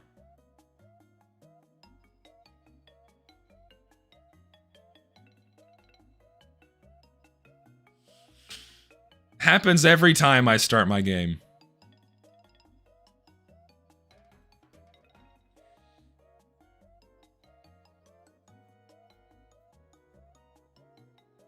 It also depends on like what skin you're looking at, because like if you have skinnier skin, oh boy, what do I get? Not gonna open it. So like top shelf, right? Top shelf. So say that's, you know, factory new on the grenade launcher, and then min wear. It's so subtle. Like you catch a few very, very faint scratches along the edges here. You have the top layer is gold and black marble, but then underneath it, the gold turns gray. And so it's a very, very subtle difference. But you get very small amounts of wear around the edges, around the trigger. Get a different seed here. Like that one, you can barely tell a difference at all. Yeah, so the difference between minimal wear and factory new is almost completely negligible on some top shelf skins. But other ones, like say the minigun, it's a little bit more noticeable, especially on the handle.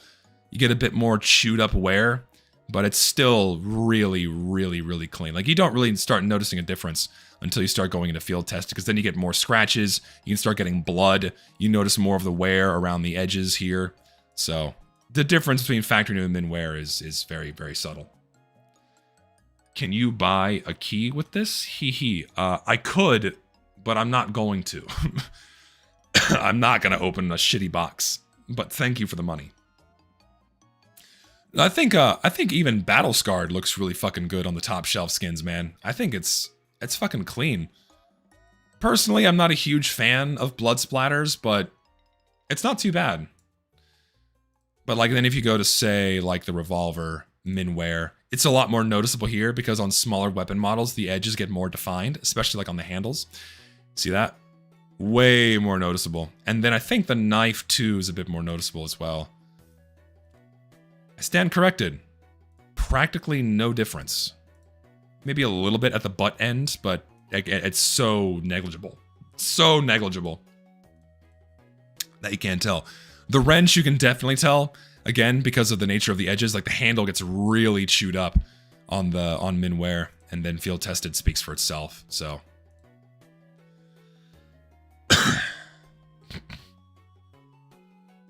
In my opinion, top shelf knife is way more beautiful than the Aussie knife. Oh, 100%. Like, that's irrefutable.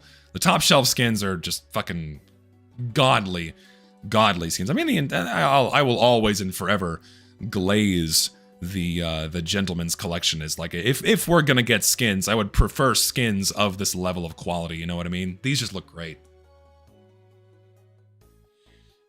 My dream warpaint, I would fucking love a strange factory new top shelf minigun. Like, that's just something I want. Because it's just such a cool skin, and if I'm gonna have one in strange, I want it in factory new. It's like, you know, it's so good, man. I love this skin. It makes me happy. No, yeah, I miss old skins too, man. I really do. I miss when things were more of quality. Echo. How's my voice? Actually, my voice is not bad. It's still sore, but I feel a little bit better. I think I needed to talk. It's helping it heal and get the phlegm. Get the phlegm broken up. Yes. The first 2 generations of skins from the Gunmetal update and the Tough Break update, those were all made by Valve. All of them were. So pretty much everything on this page is Valve made. That's Valve made, Valve made, Valve made, Valve made, Valve made, Valve made. All of the war paints are not Valve made except for the Jungle Jackpot collection. Those are Valve made. Yeah, I'm sipping. I'm sipping. Oh, God. And I had some honey tea, too. Don't worry, I'm way ahead of you. I had a nice big cuppa, as the British people say. Yeah. Top Shelf Mark II would be cool, too. But the problem is I don't trust any implementation of, like, a complex Mark II skin. Because Valve just fucks it up all the time, man. It's very, very frustrating. No, yeah, and that sucks, too, man. Like, I know that the game has been completely destroyed by microtransactions. But, like, I miss when you could get excited for them.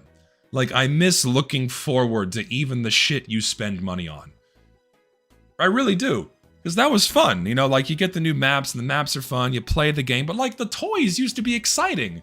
Like, oh, man, what cool skins are they gonna add this time? Like, what cool hats are they gonna add?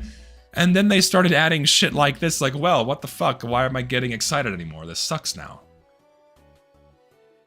So I miss getting excited for updates in that regard. I really, really do. I miss the level of quality control.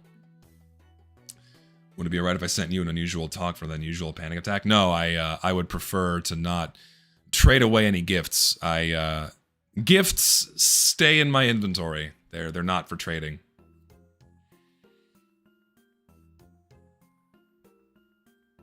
But apparently you wanted all this stuff. Yeah, you wanted this. But no, yeah, this was a nice gift. Much appreciated. It's cool. Anodized Aloha, hot, factory new. No, yeah, no. Oh, hey, another creator sent me some data on a Warpaint case, which just kind of rounds out how much Warpaint cases really bounced back in 2023, because I have data from the 2023 case as well. The 2023 case and the 2024 case in the opening year earned Valve like $1.5 million. Like, those Warpaint cases did really, really well, like on par with cosmetic cases, like in the opening month, which is like nothing to shake a stick at, because skins are usually less popular than hats are, and to have a case have a Warpaint case earn that much money is like, damn, that's another $1 million going into Valve, or not all of it going into Valve's pocket, but that's a lot of money, man. Also, Warpaint creators get the shaft. Like, they get 0.5%. 0.5% of key sale revenue per Warpaint. What the fuck? You can't give them 1%? You give them 0.5%? Seriously? The fuck? That's shitty. Like, you already don't accept that many of them into the game, but you're only giving 0.5%? What the fuck are you doing? Give them at least 1. You get to keep the other 80% if you do that. You're only giving away 10%. The fuck, dude? No, yeah, I also just want them to be good. I think that's what most people want, is they just want content to be good again. Because, God, the maps they added for Smithmas were terrible. Oh my God, they were all horrible. Like, the Capture the Flag one was decent. That's the only okay map they added, but the rest were horrible, man. I want good content again. I want updates to mean something again, and I feel like that's the bare minimum.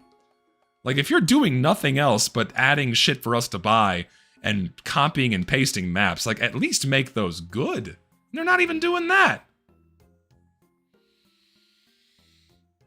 Can I send you the Reddit post that Muzak made before MVM or Meet Your Match released, where he called out the red flags for matchmaking system in TF2? It's scary how on the money he was. No, yeah, I've seen it before, but yeah, send it. But the amount of low effort war paints out there, it kind of deserves to only get a 0.5%. I mean, it's not like a money to shake a stick at. Like, if you get a war paint accepted, even with a 0.5%, you're still getting like $3,000 or $4,000 or $5,000 in the opening month. Like, it's a non-negligible amount of money. You're making more than minimum wage if you get a war paint accepted. So that's why people still make them. Because you can do the bare minimum and make a piss easy one.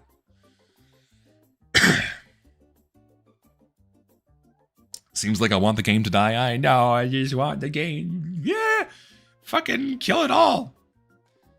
God, yeah. Oh my god, my throat hurts. Oh, I'm gonna regret streaming later. My fucking voice. Ow. So, creators get a % cut of every key that is sold on the in-game store. So every key that you buy, creators get a cut.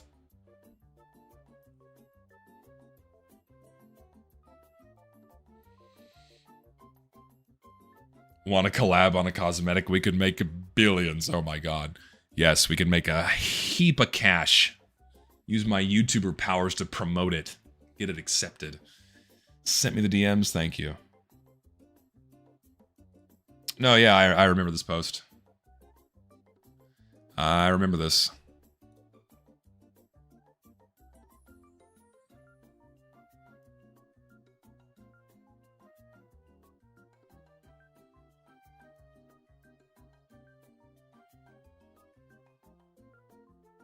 Oh wait, my fucking shit's over here. I completely stand by what I said. It's a hard truth to swallow, and obviously one people at RTF2 are going to be against, but TF2 simply doesn't have the player base to support competitive. Yeah, no shit, said that in my video. People hate to face this truth, but the majority of TF2 is interested for casual gameplay, not competitive. Obviously, even if 20% of the player base were in competitive, it's not going to happen. Yeah, we know that. Couple that with the clunky UI that Valve is not going to make big improvements on. Let's be real here. We may get bug fixes, but it won't be big leaps. Competitive TF2 is not going to take off. Call me an Overwatch sellout all you want, even though I still play TF2 every day. Call me a fucking casual idiot who doesn't know shit. It doesn't matter. Ultimately, in my opinion, unless Valve puts massive work into fixing the system, which they won't, and the majority of the player base, which is only interested in TF2 for casual fun, decides to suddenly go competitive, which they definitely won't, then competitive isn't going to work. Man, the only guy with a huge platform saying something, and it's a shame that it was contained to Reddit. Imagine if he made a video. Like, imagine if he made a video amplifying his concerns. Like, before the update came out. That would have made a world of difference. You know? And so he runs the numbers again, something I talk about in my video as well. It's like, you can't see a hard truth if it hasn't happened yet. Oh, you can't see a hard truth if it hasn't happened yet. You don't know. Just remember, Valve's gonna do everything. This was all the shit that was happening back then too. Valve's gonna do it. It's gonna be okay. There's nothing to worry about. Valve knows what they're doing. Oh god, the amount of goodwill people had in Valve back then was infuriating. No, yeah, this fucking prophet, this is Jesus right here, predicting this shit. Yeah, we know now. I'm a relatively new player, I agree, casual really sucks most of the time, but like, where do I go? The only community servers are like Plugin Fest, non-vanilla, comp-like, or empty. Yeah, I know, very, very limited community server options that run something close to the vanilla game. Small ones, unfortunately. I mean, I have mine, but those aren't always populated. You have other ones that have questionable player bases that are comprised of many furries. And, but I mean, they're still a fun experience, but it's really hard to find vanilla servers, man. Skyle sucks.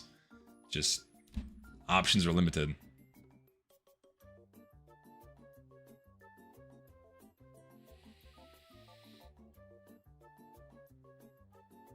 And if you want to, like, join in on the play sessions we host each week, join my announcements Discord, linked in the description below. You know, we make announcements when we play, so hop in there if you want to play TF2 with us. We let you know. With an announcement, there's a role in my server you can click on to have to get a ping for when people are on there.